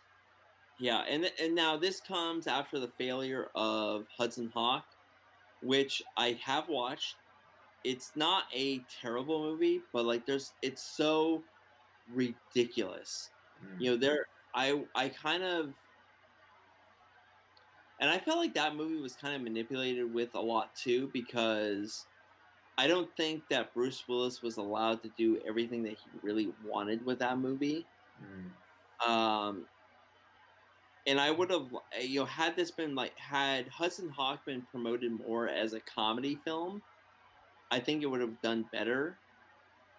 But it wasn't because Hudson Hawk came because of the success of Die Hard and Die Hard 2. Mm. And so, Bruce Willis, we're gonna get an action movie, and then they get Hudson Hawk, and it's like, what the fuck is this bullshit? It's not an action movie at Right. all. Yeah. Even though technically he never he didn't start off as an action hero. That's the crazy thing. Like we watched Sunset. That's not an action movie. That's a Yeah. comedy movie. Yeah. And like if anything, he like a lot of his earlier stuff was more like comedic in nature. Yeah, I mean, Moonlighting was a romantic comedy series. right. That's where Exactly. it became big. Uh huh. And it's funny because when Die Hard came out, it's like, oh, like the guy from Moonlighting, like he's a romantic comedy lead. Like he's not gonna be an act. And they actually took him off the fucking posters of Die Hard because this is not this the movie's not gonna do well. Everyone's laughing at him as the lead of this movie. Like we can't have him on the poster. And they were like afraid that they weren't gonna make their money back on Die Hard. Mm-hmm. And then after Die Hard, it's like, oh fuck, this is awesome. Everyone loved the movie. And then all people wanted Bruce Willis to do was action films. And it's like, fuck, what do you want me to do? I I, know. Yeah. You do kind of get pigeonholed. It's funny because it's almost the exact opposite problem for Denzel Washington because um, we only see him in like these serious kind of dramatic roles. But Denzel only did one comedy in his entire career. But And it was just poorly received because it's like everyone was expecting Denzel to be serious and dramatic, but like him trying to be goofy or funny just didn't like work in people's minds. And honestly, like I'd be like more receptive to that. I just like just to see him do something different. Right. But yeah, like yeah, I get, but I guess at the time it would have been kind of weird because like again, like I think because Bruce Willis wasn't known as an action star, like he's more of like a comedic actor. Like I mean, he even lent his voice to to that movie with the baby. Look who's talking. Yeah, that's right. Yeah, providing the voice, and that was a comedic role. That was awesome. Yeah, and I love Bruce Willis in that role as the baby. Yeah, that's the thing. It's like I I don't and I wonder if like this is like one of those problems of like where people are just the fans are just too stupid, or the critics are too stupid, or like it's just like, and like why do we typecast certain people in certain like roles? You know what I mean? Yeah, Like why is it that why is Bruce Willis like, before, oh, he's a romantic comedy guy. Why is he in an action movie? Oh, the action movie is awesome. Why is he not in action movies anymore? Like, why is he doing something different than action movies? It's right. like it's stupid. Or Yeah, like, I mean, it's kind of like the curse of like Star Wars because like the only actor to make it out of Star Wars, well, two, let's say two, it's Harrison Ford. Harrison Ford and arguably James Earl Jones. Well, and Alec Guinness too, but he had done so much. Well, and that's the thing that like is really criminal is that Alec Guinness had done so many great roles before Star Wars even existed, Right. 20 years before Star Wars even existed, yet everyone forgets about all his awesome roles that he did. It's like, what? I mean, and Yeah, it's like, like Lawrence of Arabia or Doctor Zhivago. and he was so furious about that. And I get it. It's like, what? I don't understand like why people are like that. I mean, yeah, I think it's we're just used to stuff.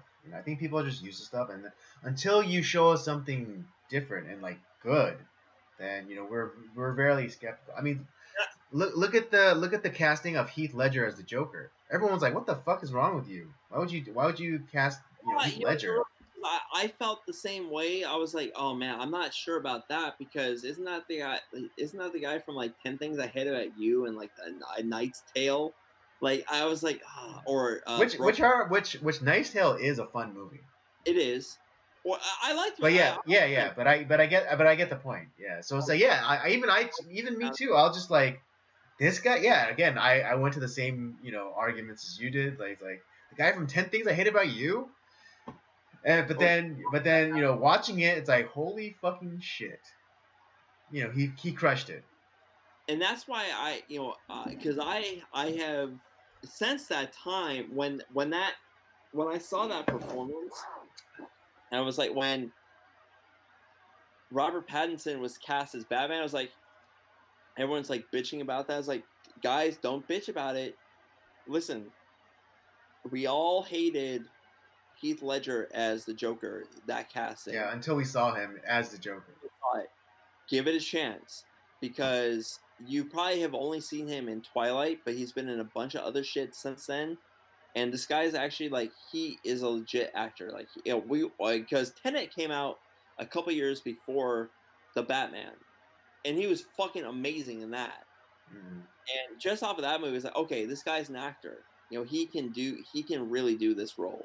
Mm-hmm. And so I was like, Yeah. He can do more than sparkly vampire. yeah. If Nolan saw something in him, I can definitely, okay. Then I'm sold on this guy being the Batman. Right. So and I've really gone away from like the like, oh, this guy is this type of actor. He can only do these type of roles. If I've only seen them in like one or like two movies, I don't typecast them because like Mm-hmm. we've only seen them in a couple roles. Let's see them like let's see if they can do a couple different things. I've talked about this with like Jeremy Renner. Oh, he's the franchise killer. No, he's not. He's not. He not only did he make the Mission Impossible movies even better, he's great with Tom Cruise. I think Hmm. he's made a huge improvement on the Yeah, and, Impossible.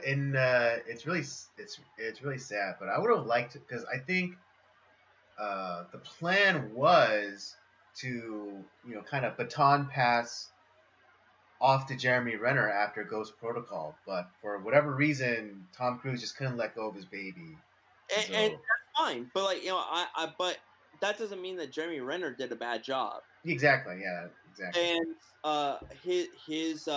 his movie, his solo film on the Bourne films, yeah, the you know, Bourne franchise. Yeah, I would have liked to have seen like, yeah, I mean, there were some technical problems like like pacing and things like that with the film, but the movie I'm itself, the he movie was itself was still solid, and I would have liked to have seen like another adventure with what's the character's name? Aaron Cross. I would have, yeah. yeah.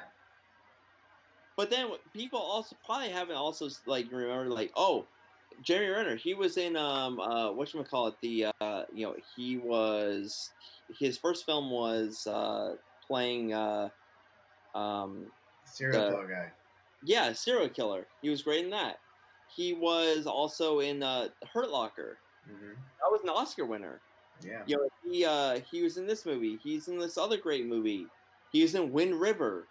So Hmm. and people are like, oh, he's Hawkeye. It's like, no, he's not. He's not just a comic book movie actor. Hmm. He's not the franchise killer.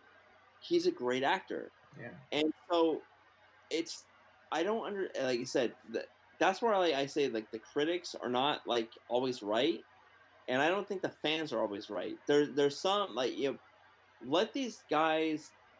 It really is based off the writing per se, like and the actors definitely kind of when you kind of get established, you kind of Hmm. get to choose your roles in a lot of ways, Hmm. and but like if the actors are constantly choosing like bad movies, like and it's like and oh okay like they're in like a movie like where the writing sucks, over and over and over again. It's like okay, maybe they're just making bad choices or whatever. Hmm. But a lot of these guys are just like let's stop typecasting these guys. Bruce Willis can do comedy. Like obviously, like aren't we laughing? Even though it's a fairly serious movie, we're all laughing in Die Hard, and Die Hard with a Vengeance. There, he has these funny moments. Like I Right. laugh, I constantly laugh my ass off with Die Hard with a Vengeance. Um, does he do like some good serious drama roles? Certainly. We've all watched The Sixth Sense. Hmm. And we're gonna do Unbreakable next week. Those are serious roles. Hmm. There's not really a whole lot of laughing done in those films. Right.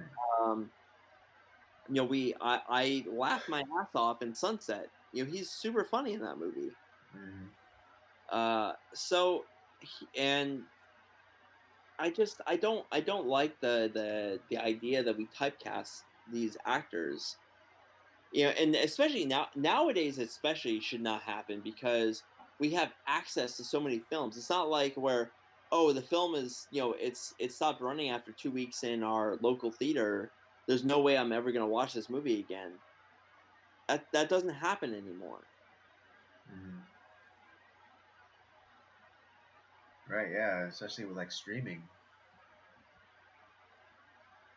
And so that's why like I think about like we can see all of Heath Ledger's movies. We can see all of Christian Bale's movies. We can see all of Robert Pattinson's movies. There's nothing that's limiting us from seeing these actors that we supposedly like from these franchises. It's like, oh, what this guy is being cast in this role? Ah, that sucks. Why? Let's look at his other work. Let's see if he can do it. And when oh shit, this guy can actually act. It's not just like the guy from Twilight. It's not just the guy from 10 Things I Hate About You. It's not just the guy from the fighter. It's or whatever. It's or American Psycho. It's not just this like one dude. Hmm. Anyways, anything else to add to the movie review? No, like I said, it's not a perfect movie, but at the same time, I had a lot of fun.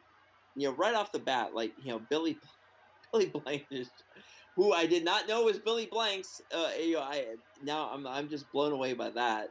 But the fact that right off the bat, like we're just given a bunch of like crazy action. Um, I'm all. It was a fun ride from beginning to end, and I will probably watch this movie several more times. It has a lot of rewatchability. And I'm glad we did this. I over like let's say Hudson Hawk, because I Mm-hmm. probably would not have been as favorable. It Hudson Hawk was not. There's a few things I would have done different with Hudson Hawk. Okay. All right. Let's give our ratings and we'll wrap it up. I'm gonna give this a 3.5. I thought the casting and like everything about the movie was really good. Mm-hmm. I think Tony Scott did a good job. I think the whatever writing of Joel Silvers that they used was a good. Bruce Willis was fantastic. Damon Mm-hmm. Wayans was good. Halle Berry in her like 5 minutes in the movie was good. And even like the whoever played his daughter, she Mm-hmm. was too. Like I like her smart ass attitude over everything. It was great. Mm. Even the bad guys were fun. Yeah, a And lot of well, particularly if you grew up in the '90s, a lot of familiar faces, yeah, Like Kim Coates, yeah, like the main bad guy. He was yeah, Taylor Negron. yeah. So like a lot of great actors. The one liners were great. It was some good action, some good comedy. So like I said, overall a really good movie. I think something that a lot of people should watch. I think it's free on Tubi at the moment, That is so correct. no reason not to watch it. Hmm. Um, but like I said, we didn't get to see what Joel Silver really wanted, so that makes me curious. I can't give it 5 stars based off of what it is, and just the fact of like all like the dick waving that goes on behind the scenes. The two main actors hated each other.